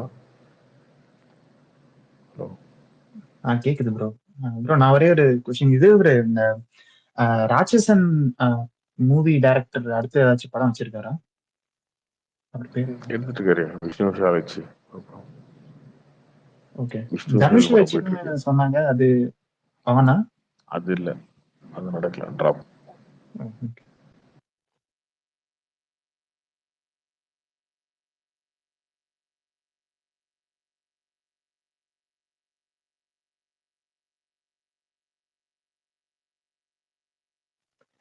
ப்ரோ அந்த உண்மையிலேயே நீங்க அந்த vlogging ஐடியா கொஞ்சம் சீரியஸா எடுத்து பண்ணுங்க ப்ரோ. நீங்க இமயமலைலாம் போவேனா அட்லீஸ்ட் உங்க ஆபீஸ் டூர் அத மாதிரியாச்சும் காமிச்சு ஏதாச்சும் vlog பண்ணுங்க. எனக்கு அந்த ஐடியால எனக்கு இல்லைங்க. எனக்கு எப்ப இருக்குன்னு ப்ரோ சொன்னேன். பிரசாந்த் ப்ரோ கூட பாட்காஸ்ட் பண்ணுங்க அவரா bro. நல்லா சொல்லிட்டு இருக்கும். இருந்தாரு. இல்ல அவரா அதான் சொல்லிட்டு இருந்தாரு. நான் எனக்கு சரி ஓகே இமயமலைலாம் போறதே நடக்காதுன்னு போறோம், நம்ம தெரியும். அது ரொம்ப இமயம் போவோம். ரொம்ப கஷ்டம். நீங்க அட்லீஸ்ட் இப்போ இந்த ஆபீஸ் டூர்ல கப்பல் அத மாதிரி நீங்க ஒரு வீடியோல வந்து சும்மா பேசினாரு அதுவே ஃபன்னாதான் இருக்கும். உங்களுக்கு விருப்பம் இருந்தா அதை பண்ணுங்க. ஏதாச்சும் அவருக்கும் இது தேவையும். அது டைம் பாஸ் ஆடியன்ஸ் வந்து வியூஸ் ஏத்திடுவாங்க. உண்மையிலேயே அதுக்கே டைம் இல்லைங்க. 24 மணி நேரம் இருக்கு, அது 8 மணி நேரம் தூங்கிடுறோம். காலையில எந்திரிக்கிறதே 11 மணி தான். எந்திரிச்சு அதுக்கப்புறம் 6 மணிக்கு மேல வண்டியோட மாதிரி 8 மணிக்கு மேல வேலை பார்க்கறது இல்லை ஈவினிங்கே. Bro Amaran updates bro start ஆகும். குறுக்கு இருக்கிறது வந்து கிட்டத்தட்ட 9 மணி நேரம் தான். 9 மணி நேரத்துல எத்தனை வேலையை பார்க்கறது? டிஸ்ட்ரிபியூஷன் வேலையை பார்க்கணும், ப்ரொமோஷன் வேலையை பார்க்கணும், இதுக்கு நடுவில் நம்ம போறது வர்றது, டீ குடிக்கிறது, சாப்பிட்றது, இதையும் பார்க்கணும். 9 மணி நேரம் வேலை செய்யுங்களா பிரசாந்த் ப்ரோ? ப்ரோ தான் பரவாயில்லையா? நிறைய இறங்கிடுறாரு ஒரேடியா. ஒரு பக்கம் பாட்காஸ்ட் ஒரு பக்கம். ஆனா அவரும் கடைசியா எதுவும் பெருசா பண்றது இல்ல. கேட்டா அப்புறம் அவரே இதாயிடா பண்ணலையா இரியா அப்படின்ட்டு அப்புறம் அவரே. நம்ம இதெல்லாம் பண்ணவே முடியாது. நிறைய வேலையில வந்து தேவையில்லாத கமிட்மெண்ட் எடுத்து போட்டுட்டா பண்ணிட்டு இருக்கவே முடியாது. அதெல்லாம் நம்ம என்ன முடியுமோ அதை மட்டும் பண்ணிக்குவோம். கார்த்தி ப்ரோ நான் ஒரு புதுசா ட்ரை பண்றாரு ப்ரோ நிறைய பிரசாந்த் ப்ரோ. அது பிரச்சனையே இல்லைங்க. சஸ்டெயின் பண்ணி பண்ணிட்டே இருக்க முடியாது. ஃபாலோ பண்ணிட்டே இருக்க முடியாது. அது ரொம்ப ரொம்ப கஷ்டம். இதுக்கு பாருங்க, இப்போ நடுவில் இந்த வாரம் 9 மணி நேரம் வேலை பார்க்கணும்னு வச்சுக்கோங்க. 6 நாள் 9 மணி நேரம்னா கிட்டத்தட்ட ஒரு 50 மணி நேரமா. 50 மணி நேரத்தில் 5 படம் இருக்கு. இந்த 5 படத்துக்கு 3 மணி நேரம். அந்த 5 படத்தையும் பார்க்கணும்னா அதுவே ஒரு 15 மணி நேரம் போடும். அப்புறம் இந்த படத்துக்கு போகிறது வர்றது ட்ராவல் இந்த டைம்லாம் போட்டிங்கன்னா கிட்டத்தட்ட 2 நாளாக இதையே காலி பண்ணிடும் இந்த படமே இந்த வாரம். இதுக்கு நடுவில் நான் அதை பண்ணுறேன் இதை பண்ணுறேன்னா ஓகே பண்ணலாம். நம்ம வந்து காலைல 6 மணிக்கு எந்திரிச்சு பெரிதனமாக வேலை பார்த்து அந்த மாதிரி தான் ஓகே. நம்ம இருக்கிற சோம்பேறித்தனத்தில் எந்திரிச்சு 10 மணிக்கு எந்திரிச்சு பொறுமையாக ரொம்ப ரொம்ப ஹெவி ப்ரெஷர் எடுத்துக்க முடியாது, பண்ண முடியாது. ஹிமாலயாஸ் சொன்னது அவர்கிட்ட எதுக்குன்னா சும்மா ஓகே ஏன் போவோம்னாரு. அதுக்காக சொன்னது. உண்மையிலே லைஃப்ல ஒரு டைமாக தான் அங்கே போயிட்டு வாங்க. சூப்பரான இடம், ரொம்ப அமைதியான இடம். ரஜினி கூட நிறைய டைம் சொல்லுவார்கள், நான் ஏன் அங்கே போகிறேன், அங்கே போனால் ஒரு அமைதி இருக்கு, அந்த மாதிரி இருக்கு, அதெல்லாம் சொல்றாருல. அதெல்லாம் உண்மைதான். நிஜமாவே நீங்கள் போனீங்கன்னா அதை ஃபீல் பண்ணுவீங்க. ப்ரோ கங்குவா எப்போ ப்ரோ ரிலீஸ்? இப்போதைக்கு கன்ஃபார்மே பண்ணல டேட் எல்லாம். நவம்பர் 15. ப்ரோ இப்போ அதிக தேட்டர்ல ரிலீஸ் பண்றதா சொல்றாங்கல்ல ப்ரோ. இப்போ ஹிந்தி பெல்ட்ல வந்து அந்த ஐமேக்ஸ் ரேட்ல பெருசா டிவிஆர் அதை ஹிந்தி சேர்த்து படம் ரிலீஸ் பண்ணுவாங்களா? பண்ணுவாங்க. பெரிய எல்லாமே படம் அந்த இல்லை ரேட்ல ப்ரோ. அந்த ரேட்ல எந்த லாங்குவேஜ்லயும் பெருசா படம் இல்லைங்க. அதனால வெயிட் ரிலீஸ் ஆகும் கண்டிப்பா. கார்த்தி ப்ரோ இல்லைங்க, நான் கேட்டது இப்போ கோட்டுக்கு வந்து ஹிந்தியில ரிலீஸ் பண்ணல இப்போ நிறைய சைடு, ஐ மீன் பெரிய பெரிய மல்டிப்ளெக்ஸ்ல ரிலீஸ் பண்ணல. இப்போ கங்குவாக்கு அதே மாதிரி பண்ணுவாங்களா இல்ல எல்லா கங்குவா சைடும் சவுத் இந்தியா ரிலீஸ் மட்டும் தான் பண்ணுவாங்க? வந்திருக்காங்க. அது பண்ணுவாங்க. சவுத் இந்தியா மட்டும் தான் வந்திருக்காங்க கங்குவா. நார்த் இந்தியா டிஜிட்டல் விற்கல. அவங்க பண்ணுவாங்க. பிவிஆர்லாம் பண்ணுவாங்க. ஏன்னா நார்த்துல தான் அந்த படத்துக்கு இப்போ வரைக்கும் சவுத்துல ஹைப் இல்லை ப்ரோ. பெருசா கங்குவாக்கு நார்த்துல தான் ஹைப்பே இருக்கு. கார்த்தி ப்ரோ இப்போ 1 வீக்ல எங்க அனௌன்ஸ் எங்க பாம்பேல பண்ணிடுவாங்களா? இருந்து பேசுறீங்களா? பாம்பேல இருந்து பேசுறீங்களா? இல்ல ப்ரோ, எங்க இருந்து பெங்களூர் ப்ரோ. இல்ல பெங்களூர்? பெங்களூர்ல தான் ப்ரோ. ஓகே. கார்த்தி ப்ரோ இல்ல ப்ரோ, கார்த்தி ப்ரோ சொல்லுங்க bro. Bro Amaran updates bro start ஆகும்.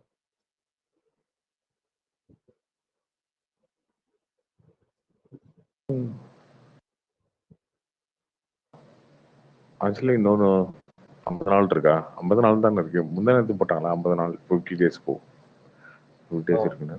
ப்ரோ அடுத்து ஒன்று ஆரம்பிச்சிடுவாங்க. சாங்ஸ் அந்த மாதிரி விட ஆரம்பிச்சிடுவாங்க. ப்ரோ அடுத்து SK23 எப்போ பிளான் பண்றீங்க? அது ஷூட்டு அக்டோபர் ரெண்டு இல்லை நவம்பரில் இருக்கும் ஷூட்டு. சிபி சக்கரவர்த்தி டான் காம்பினேஷன் அப்படியே. அது இல்ல ப்ரோ, அந்த முருகதாஸ் அது சொல்றேன். அதுவும் முடிய போகுதுன்னு நினைக்கிறேன் படம். அது பொங்கலுக்கு பிளான் வச்சுருந்தாங்க. பொங்கலுக்கு என்ன படம் வரும்னு தெரில. அப்படிலாம் கொஞ்சம் தள்ளி போகும். ஏப்ரல் மார்ச் அந்த மாதிரி போகும். அப்புறம் அப்ப அவருக்கு முருகதாஸ் கூட இப்ப இந்த சிவி கூட அப்புறம் வெங்கட் பிரபு கூட எல்லாரு கூடயுமே படம் இருக்கா ப்ரோ எஸ்கேக்கு? கிடையாது. அடுத்த படம் முருகதாஸ் படம். இப்போ அமரன், அடுத்து முருகதாஸ் படம், அதுக்கடுத்து சிபி, அதுக்கப்புறம் சுதா கங்கரா. ப்ரோ தீபாவளி எப்படி மூணு படத்துல ஒரு படம் 25வது படம் 25வது படம் சுதா கங்கரா. அதுக்கு அடுத்த படம் என்னன்றது இன்னும் முடிவு பண்ணல. ப்ரோ தீபாவளி 3ன்னு ஏதாவது ஒன்று எஃபெக்ட் ஆகுமா? 3 தான் பிரதர், ரெடி பேகர். இப்போதைக்கு மூணுமே ரிலீஸ் தான் பிளானு. சேஞ்சஸ் இல்லை. மேக்ஸிமம் எல்லாம் 2 படம் தான் பார்ப்பாங்க. 3வது ஏதாவது அடி வாங்குமா? பிரதர்ல ரெடி பேகர். ஓகே, இது எனக்கு பெரிய ஹீரோ படம் இல்லைல்ல. மூணுமே விஜயஜித் படம் வந்துச்சுன்னா 2 படம் ஓகே உங்களுக்கு. எல்லாமே சிவகார்த்தியின் படம். மீதி 2மே வந்து சின்ன மீன்ஸ் கம்மியான பட்ஜெட் தானே. ரிலீஸ் பண்ணலாம் ப்ரோ. மொத்தமாகவே போட்டிங்கன்னா ஒரு 100 120 கோடிக்குள்ள தானே இருக்கும் டோட்டல். அந்த அளவுக்கு கலெக்ஷன் ஆனாலே போதுன்ற மாதிரி தானே இருக்கும். அப்புறம் என்ன ப்ரோ, அப்படி பார்த்தா அமரன் பட்ஜெட் ஜாஸ்தி இருக்குங்களா ப்ரோ? மொத்த 2 படத்தை கம்பேர் பண்ணும்போது அதாங்க அமரனுக்கு அதிகமாக வச்சிடறாங்க. இல்லடா அதாங்க அமரனுக்கு 60-70 கோடி வச்சுக்கோங்க. ஓகேவா? இந்த 2 படமும் 20 கோடி ஆனா போதுங்க. அந்த மாதிரி தானே. 25 கோடி 30 கோடி அந்த மாதிரி ஆனாலும் போதும். இல்ல ப்ரோ, கடைசியா ஜெயமோதி கிட்டத்தட்ட 2-3 படம் ஃபிளாப்னு நினைக்கிறேன் லாஸ்ட் வந்தது. ஆமா. இங்கெல்லாம் இதுல ரிலீஸே ஆகல ப்ரோ. இந்த கடைசியாதுன்னு வந்துச்சு கைகனுக்கு முன்னாடி இந்த ஹார்ட்வேர் படம் நிறைய பேருக்கு ரிலீஸ் அது எல்லாமே அவங்க மாமியார் தான் ப்ரொடியூஸ் பண்ணதா ப்ரோ? அது இல்லையே, சைரன் அவங்க பண்ணாங்க. அகிலன் வந்து இவங்க பிரதரோடைய ப்ரொடியூசர் ஸ்கிரீன் சீன் தான். அதனாலதான் இப்போ அவங்களுக்கு இந்த டைவர்ஸ் இஷ்யூலாம் சொல்றாங்க. இதனா எனக்கு புரியல. எனக்கு படம் எடுத்தனாலயா இல்ல அவங்களுக்கும் இவங்க ஃபேமிலிக்கும் கான்ஃபிளிக்ட் ஆயிடுச்சு அதனால. அதெல்லாம் தெரியலங்க. அடுத்தவங்க பர்சனல் நமக்கு இருக்கு.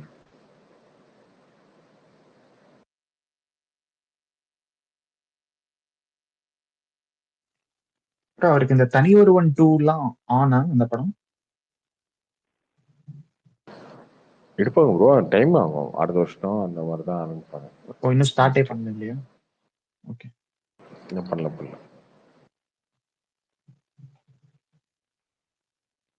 கார்த்தி ப்ரோ, என்ன கோலிவுட் ஏன் ப்ரோ 1000 crore அடிக்க முடியாமே இருக்கு? அதுக்கு என்ன ரீசன் நீங்க நினைக்கிறீங்க ப்ரோ? உங்க ஒப்பீனியன் என்ன? இது பல டைம் சொல்லியாச்சுங்க. பேரண்டியாவா ஒரு படம் எடுக்கணும். ஃபேண்டசி, ஸ்போர்ட்ஸு அந்த மாதிரி ஏதாவது எல்லாருக்கும் கனெக்ட் ஆகிற மாதிரி ஏதோ ஒரு சப்ஜெக்ட் இருக்கணும். அப்படி இருந்தா தான் பண்ண முடியும். இல்ல இல்ல ப்ரோ, இப்போ மற்ற டேரக்டர் மற்ற லாங்குவேஜ்லாம் கொஞ்சம் இனோவேட்டிவா கொஞ்சம் ட்ரை பண்றாங்கல்ல ப்ரோ. இப்போ கல்கி எல்லாமே டிஃப்ரெண்டா ட்ரை பண்ணாங்கல்ல ப்ரோ. நம்மள மட்டும் ஏன் ப்ரோ அது அந்த மாதிரி பெரிய டேரக்டர்ஸ் வந்து ஷங்கர் வந்து கொஞ்சம் out of form. Okay, form இல்லை. இந்தியன் 2 பார்த்ததுலேயே தெரிஞ்சிச்சு. ஃபர்ஸ்ட் ஷோ போய் பார்த்துட்டு நல்லா நொந்து போய் நூடுல்ஸ் ஆயிட்டு வெளியே வந்தேன். இப்போ திருப்பி இப்போ இதே அதே மாதிரி முருகதாஸும் இப்போ பெருசா ஃபார்ம் இல்லை. அவரும் நீ கம்பேக் கொடுத்து அதுக்கப்புறம் வந்து படம் எடுத்து வெற்றிமாறன் மாதிரி டேரக்டர்ஸும் நல்ல படம் கொடுக்குறாங்க. பட் இருந்தாலும் அவங்களாம் ரொம்ப டைம் எடுத்து வராங்க. பெரிய பட்ஜெட் படம் போறது இல்லை யாரும். இருக்கிற 1-2 பேரும் கேஸ்ட் படம் எடுத்துட்டு மொக்க போட்டு கொண்டிருக்காங்க. திருப்பி நசுக்கணும். யாருதான் ப்ரோ டேரக்டர்ஸ் கரெக்டா? லோகேஷ் லியோவோட ரொம்ப எக்ஸ்பெக்ட் பண்ணேன் ப்ரோ. ரொம்ப.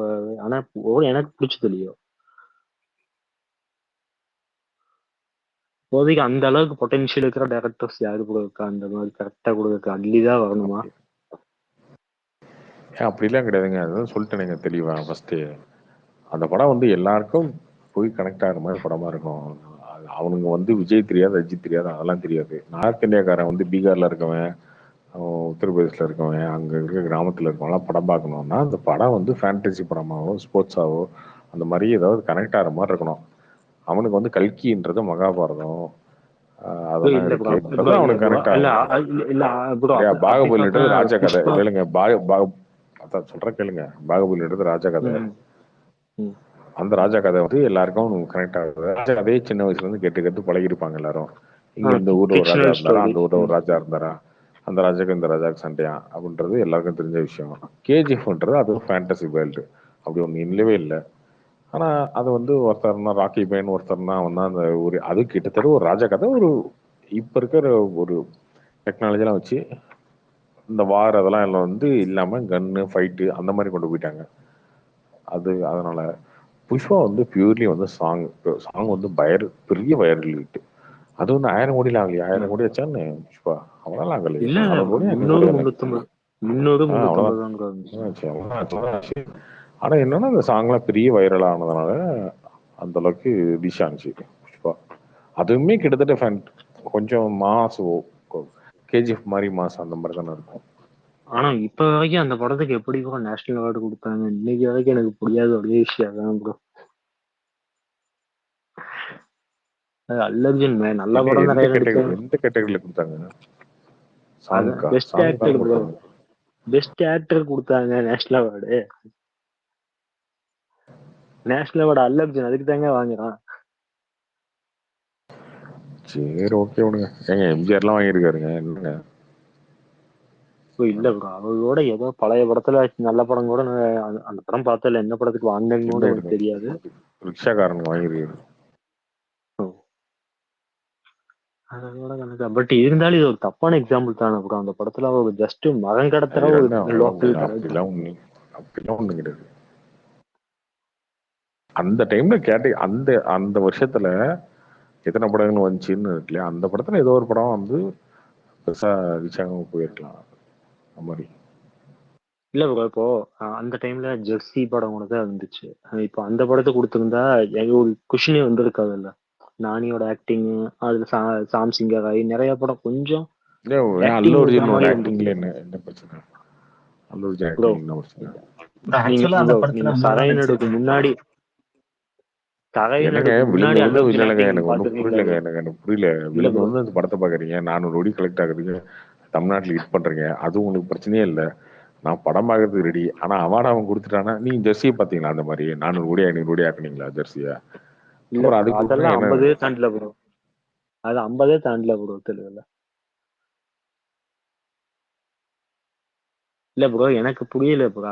அதனாலதான் கேக்குறேன் நானு. சப்போஸ் அவங்க எந்த மாதிரி அப்சர்வ் பண்ணுவாங்க? அவார்டு கொடுக்குறவங்க வந்து எதை வச்சு அவங்க ஜூரி எடுக்கிற முடிவு தாங்க. அந்த டைம்ல வந்து ஜூரிஸ் எல்லாம் உட்காந்து பாப்பாங்க, இந்த படம் நல்லா இருக்கு, இது நல்லா இருக்கு, ஏதோ சம்திங் இம்ப்ரெஸ் ஆயிருக்கும், அதனால கொடுக்கறது.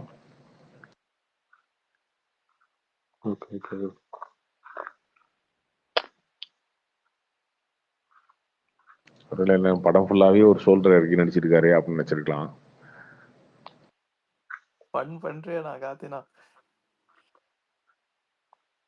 அப்படி பார்த்தா விக்ரம் கூட தான். அப்படி பார்த்தா விக்ரம் எல்லா படத்துல ஐ படத்துல எல்லாம் ஒரு பட்டத்தோட ப்ரோ பண்ணிட்டான்லன்னு சொல்லி எனக்கு அதான் புரியல. ப்ரோ. ஆனா விக்ரமோட இதை வந்து வேஸ்ட் பண்றாங்க ப்ரோ. சில கதையை ப்ரோ சொதப்பிடுறாங்க. ஆனா அவர் எனக்கு தெரிஞ்சு கமர்ஷியல் மூவியே பண்ணலாம் ப்ரோ. ஒழுங்கா திருப்பி அந்த எக்ஸ்பெரிமெண்டாவே பண்ணி நாசமா போயிட்டாரு ப்ரோ. சீரியஸா ஒரு நல்ல ஆக்டரு, பட் கண்ணு முன்னாடி நாசமா போறாரு. ப்ரோ ஆனா அதனால ரொம்ப கடுப்பா ஒரு என்னோட ஒப்பீனியன் தான், ஒரு கமர்ஷியல் படமா பண்ணி கூட நான் நொந்து போயிருக்கேன் ப்ரோ. ராஜபாட்டை, ப்ரோ பக்தியன்றதுக்குள்ள அது ஒன்னு ரெண்டு படம் மிஸ்ஸிட் ஆகும் ப்ரோ. பட் இது பாருங்க கிட்டத்தட்ட ரொம்ப வருஷம் ஆச்சு ப்ரோ ஒரு நல்ல ஹிட் நீங்க கொடுத்து. அவர் எங்க நாசமா போயிட்டாரு. கண்டினியூஸா நடிக்கிறாரு ஏங்க அடுத்தடுத்து. என்னங்க படம் அவருக்கு 60 கண்டினியூஸா வயசு ஆக நடிக்கிறது போகுதுங்க. இல்லைங்க. ஏங்க அவரோட 60 வயசு ஆக போது ரேஞ்சுங்கிறது இன்னைக்கு வேறங்க. 100 கோடி படம் எடுத்துட்டு இருக்காரு அப்படின்னு என்ன நாசம் போயிட்டாருன்னு எனக்கு புரியல. எனக்கு அதான் ப்ரோ அடுத்தடுத்து நடிக்கிறாரு. ஏங்க அவர் அவரோட பையன் லெவல் நடிக்க வந்துட்டாருங்க. பையன் நடிக்க வந்துட்டாருங்க. ஏங்க ஆனா அவருக்கு பையன் அவருக்கு நடிக்க வந்துட்டாரு அப்புறம் சரிங்க. அவரோட லெவல் இன்னுமே போயிருக்கணுங்க. 100 கோடி அவரோட லெவல் ஒரு நிமிஷம் சாமி படம் இதெல்லாம் அன்னியன்லாம் வந்தப்ப அவரோட லெவலுங்கிறது விஜயோட டாப்ல இருந்தவங்க. இப்ப விஜய்ல 500-600 கோடி மேல போயிட்டு இருக்காங்க. இவர் இன்னும் 100க்கு முக்கிட்டு இருக்காரு. அதுக்கு என்ன பண்ண முடியும்? அவருக்கு அந்த கமர்ஷியல் ஃபார்ம்ல பிடிக்கல ப்ரோ. அதுலயே கேடி பிளாக் பண்ணீங்கன்னா விளையாடுறங்கால ஃபர்ஸ்ட் ஹீரோ விமல், ரெண்டாவது ஹீரோ தான் சிவகார்த்திகேயன். டைட்டில் கார்டுலயே இல்ல அதான் ப்ரோ வரும். ஃபர்ஸ்ட் விமலா, அதுக்கப்புறம் அதான் ப்ரோ சிவகார்த்திகேயன் தான் வரும். அதுக்கப்புறம் சிவகார்த்திகேயன் என்னென்னமோ ட்ரை பண்ணி வந்துட்டாரு. பட் இருந்தாலும் இப்ப கஷ்டப்படுறாரு ப்ரோ. இவ்வளவு கஷ்டப்பட்டு நடிச்சும் ஒரு பிரயோஜனம் இல்லாம போகுதுன்னு தான் நான் சொல்றேன். ஒண்ணுமே டிமாண்டி காலனி என்ன படம்? டிமாண்டி காலனி 2 தங்கலானோட வந்துச்சு. டிமாண்டி காலனி பெரிய ஹிட்டான்னு பார்த்தா டிமாண்டி காலனி தான் நல்லா ஓடி இருக்கு எனக்கு தெரிஞ்சு. இப்போ பெங்களூர்ல செம ஹிட் ப்ரோ. டிமாண்டி காலனி நல்லாவே போச்சு. ஆனா தங்கலான் ஒன்றும் பெருசாக ஓடலையே.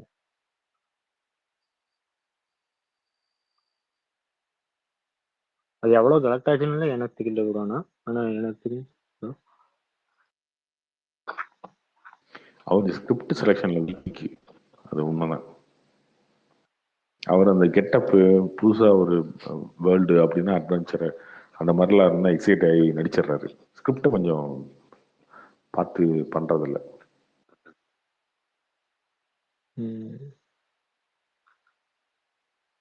அந்த 1000 கோடி சொன்னார்ல, அது வந்து இவங்க பெரிய ஹீரோஸ்லாம் வந்து போய் ப்ரொமோஷனும் பண்ண மாட்டாங்க. அது ஒரு ரீசன் தானே. தனஜெயின் ஒரு இன்டர்வியூல சூப்பரா சொல்லியிருப்பாரு. இவங்க வந்து நார்த் இந்தியன் ஆக்டர்ஸ்லாம் இங்க வந்து பண்றாங்க, சவுத்ல வந்து சூப்பரா ப்ரொமோட் பண்றாங்க. பட் ஆனா இவங்க யாருமே அங்க போய் பண்றதில்ல. ஆனா 1000 கோடி எப்படி வரும்? நார்த் பெல்ட் தான் பெருசு. அதே வந்து கவர் பண்ணணும்னா அவங்க ப்ரொமோட் பண்ணணும் அந்த அளவுக்கு. ப்ரோ இல்ல ப்ரோ, நம்மளோட இந்த பொன்னியின் செல்வன் இதெல்லாம் ஊகா வந்தாங்க ப்ரோ. எல்லா பக்கம் போனான்னு நினைக்கிறேன். கபில் சர்மா ஷோ போய் ப்ரமோட் பண்ணாங்க. பட் அது ஒன்றும் பெரிய ஷோ கிடையாது. இருந்தாலும் நிறைய நல்ல ப்ரமோஷனுங்கிறது வேற ப்ரோ. ஆனா கமல் விக்ரமும் சூப்பரா பண்ணாப்ல ப்ரோ. ஆனாலும் அந்த படம் ஏன்னு விக்ரம் பண்றாரு. பட் ஆனா அவருக்கு கதை தான் கொஞ்சம் சொதப்பிடுது. அவர் ப்ரொமோஷன் போறாரு. பட் பெரிய ஹீரோ சொல்றேன், விஜய், அஜித் எல்லாம் வந்து ப்ரொமோஷன் போக மாட்டாங்க. ஸோ அதனால அந்த 1000 கோடிங்கிறது கொஞ்சம் அவங்களாலதான் அடிக்க முடியும்.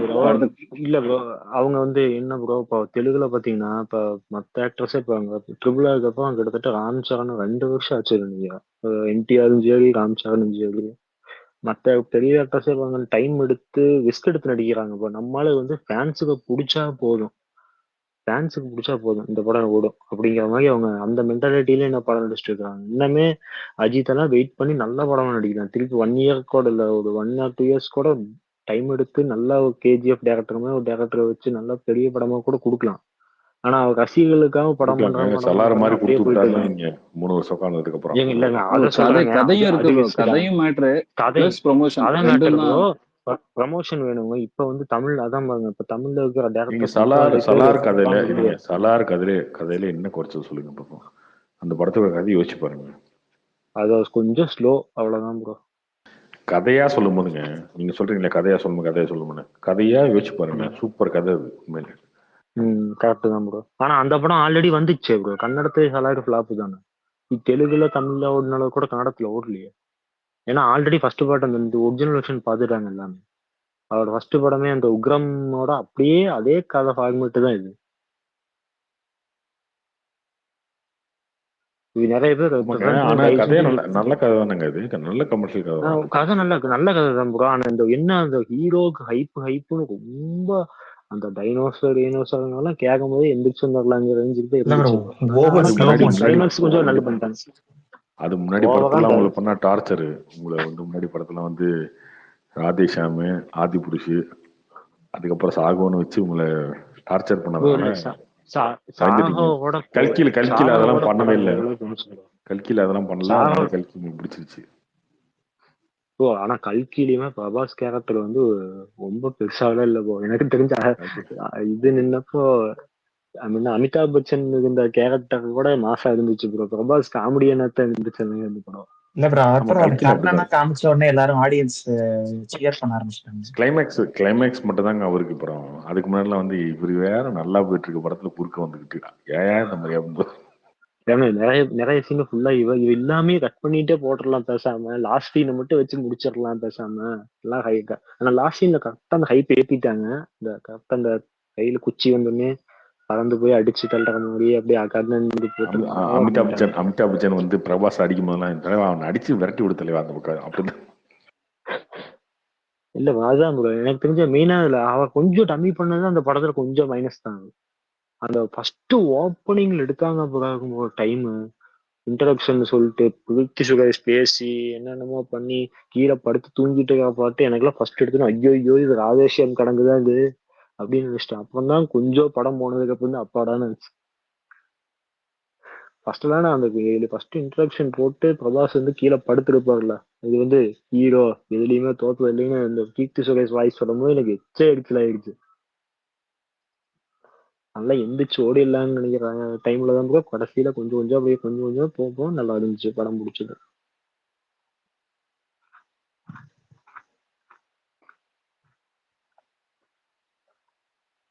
ப்ரோ கூலிக்கு வந்து அந்த 1000 crores வாய்ப்பு இருக்குல்ல ப்ரோ, இவ்வளவு ஆக்டர்ஸ் இருக்காங்க.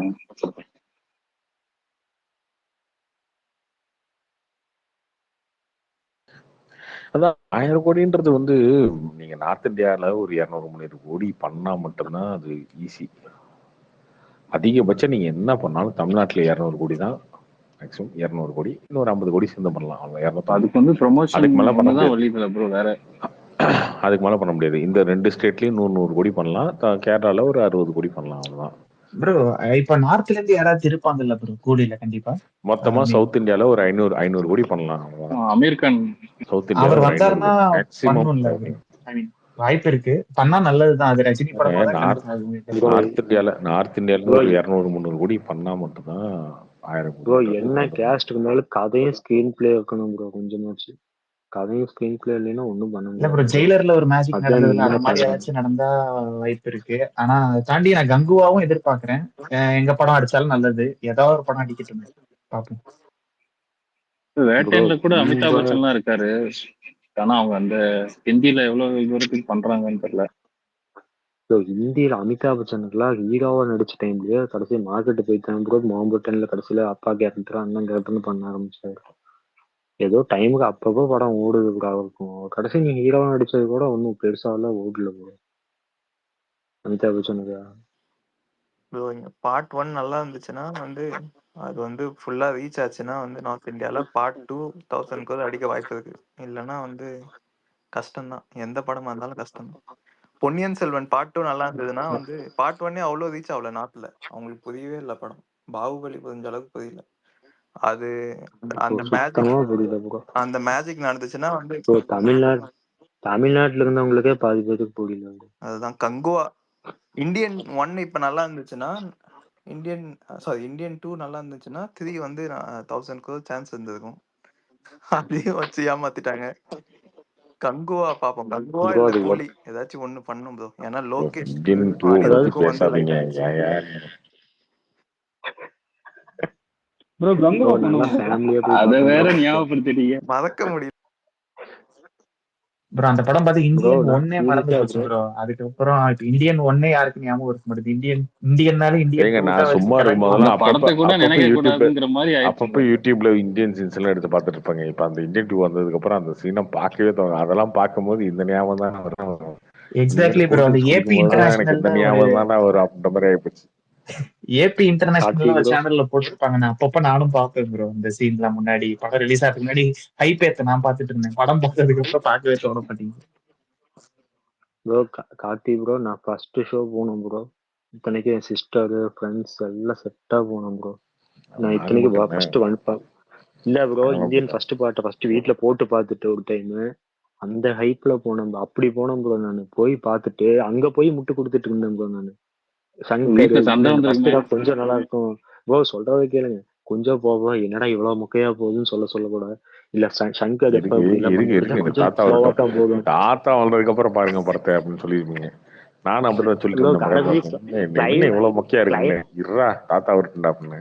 தாத்தா வந்ததுக்கு அப்புறம் இன்னும் கொடூர மொக்கையா போச்சு. கிளைமேக்ஸ் வரைக்கும் கூட வேணா வேணா வேணா பாரு. அடுத்து செகண்ட் ஹாஃப் இன்டர்வல் வரைக்கும் இப்படி போச்சுல. வேணா பாரு இன்டர்வலுக்கு அப்புறம் படம் நல்லா போகும்போது படம் ஏசியா இருக்கும், நல்ல ஸ்கிரீன் பிளே இருக்கும் அப்படின்னே முட்டை கொடுத்து கடைசியில போயிட்டு வந்துட்டு சிரிக்கிறா எத்தனை செய்ன்னு செஞ்சாய ப்ரோ சிறப்பா. வந்து எங்க அக்கா காடி துப்பிட்டு போன. தயவு செஞ்சு இன்னொரு டைம் படத்துக்கு கூட்டு போவேன். அந்த மாதிரி நான் இவ்வளவு கேவலப்பட்டு வந்தது இல்லை ப்ரோ. தேட்டருக்கு போயிட்டு நான் செகண்ட் ரொம்ப ஹாஃப்ல 2 சீன் தான் சங்கடப்பட்டதுனால ப்ரோ. அந்த அந்த அன்னைக்கு லீவே போட்டேன். செகண்ட் ஹாஃப்ல அந்த சமாதியில அன்னைக்கு லீவே போட்டேன் ப்ரோ ஆபீஸ் எனக்கு. செகண்ட் ஹாஃப்ல சமாதியில பேசுவாங்க, அப்புறம் சைக்கிள் எடுத்துட்டு ஓடிட்டே இருப்பாரு. அவ்வளவுதான் ப்ரோ செகண்ட் ஹாஃப். அதெல்லாம் அநியாயம் bro. இதெல்லாம் மனசாட்சின்னு எதா இருக்கா? 2 மாசம் ஆச்சு படம் ரிலீஸ் பண்ணி. ஏன் இன்னும் வன்மத்தை கேட்கிட்டு இருக்கீங்க ப்ரோ? முடியல ப்ரோ சீரியஸா. அந்த அன்னைக்கு அவ்வளவு ஒர்க் இருந்துச்சு ப்ரோ ஆபீஸ்ல. லீவே படம் போட்டேன். ரிலீஸ் அந்த அப்ப அன்னைக்கு திட்டினீங்க, ரைட் ஓகே என்ன மன்னிச்சிட்டோம். கொடூரம். ஓடிடில வந்தப்ப திட்டினீங்க ஓகே. அதுவும் என்ன எந்த படம் ஏதாவது ஒரு படம் வந்தாலுமே இந்தியனை கம்பேர் பண்ணி திட்டுறீங்க. என்ன அது? ப்ரோ 1000 கோடி தியேட்டர்ல தமிழ் பார்த்த சினிமா, கடுப்பு ப்ரோ. 1000 கோடியில் எந்த எவ்வளவு படமும் தமிழ் சினிமால பாதிக்கப்பட்டிருக்கோம் ஆகலன்றீங்க. ஆகலன்றதுக்கு வந்து பேசுவா அதுக்கு இந்தியனை தூக்கி அடிக்கிறீங்க. ப்ரோ. இவ்வளவு நான் ஃப்ரீ டிக்கெட்ல பார்த்தேன் நாளைக்கு ப்ரோ. எனக்கே கடுப்பா வேட்டையன் இருக்கு. ரிலீஸ் ஆகும்போது வேட்டையனுக்கு இந்தியன் தூக்கிட்டு அடிப்பீங்க போல இருக்கு. அடுத்து வந்து விடாமுயற்சி ரிலீஸ் ஆகும்போது அடிப்பீங்க போல இருக்கு. அமர் இல்ல ப்ரோ, அது எல்லா அடிக்கிறீங்க. ஹீரோக்கும் நடந்திருக்குல்ல ப்ரோ.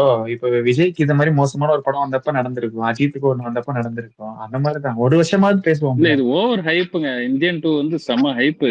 இந்தியன் 1 எப்படி இருந்தது? அந்த ஹைப்னாலதான் இது இவ்வளவு அடி வாங்குது. ப்ரோ அந்த ஃபர்ஸ்ட் பார்ட் எவ்வளவு நல்ல படம். அதுவுமே ரிவெஞ்ச் ஸ்டோரி மாதிரி இருந்துச்சு ப்ரோ. ஆனா இது வந்து ரொம்ப முடியல bro. ஆனா அந்த வர்மக்கலை வந்து வேற லெவல்ல வச்சு செஞ்சிருவாங்க இந்த வாட்டின்னா. அவரு வச்சு செஞ்சுட்டாரு ப்ரோ. வச்சு நம்மளை தான் ப்ரோ செஞ்சாரு. தாத்தா வகாய் கதவோட போகாதுன்னு சொல்லும் போதே இருந்தது. ஆனா ப்ரோ உண்மையா ப்ரோ இப்ப மனசுல பாட்டு சூப்பரா இருக்குது. ஆனா இந்தியன் டூல மட்டும் ஏன் ப்ரோ அனிருத் அந்த வேலை பண்ணி வச்சாரு? அதுவே ஜாஸ்தி ப்ரோ. அனிருத்னாலே காப்பாற்ற முடியல ஒரு படம். ஒரு அவர் அனிருத்னாலே சூப்பர் ஸ்டார்னா வேற லெவல்ல காப்பாற்ற செய்யறாரு ப்ரோ. சூப்பர் ஸ்டார் விஜய்க்குனா வேற லெவல்ல போடுறாரு. இல்ல ப்ரோ விக்ரம் படம் நல்லா பண்ணியிருந்தாங்க. விக்ரம் ஒவ்வொரு விஷயம் 70 விக்ரம் நல்லா பண்ணிருந்தாரு. இல்ல அவரு சூப்பர் ஸ்டார்னா ஒரு படி மேலதான் ப்ரோ பண்றாரு. ஏன்னா அவரு ரிலேஷன் வேற, அதுக்கு மேல ஃபேனு. ஒரு வெறி உள்ள பூந்துருதுன்னு நினைக்கிறேன். தளபதிக்கும் செம்மையா பண்றாரு ப்ரோ. அவருக்குமே கத்திலாம் பயங்கரமா பிடிச்சிருந்தாரு. கத்தி தீ மியூசிக் தான் ப்ரோ இப்போதைக்கு ரிங்டோனே பல பேருக்கு நிறைய பேருக்கு. அடுத்த இப்போ 69 தெரிக்க விடுவாரு. காயின் ஃபைட் ப்ரோ அந்த விஐபியும் கத்தியும் ஒரே வருஷம் வந்துதான் அவரோட டைனாமிக்ஸே மாறிடுச்சு. விஐபி கத்தி ரெண்டுமே விஐபி எல்லாம் ஆமா ப்ரோ வேற லெவல். அவருக்கு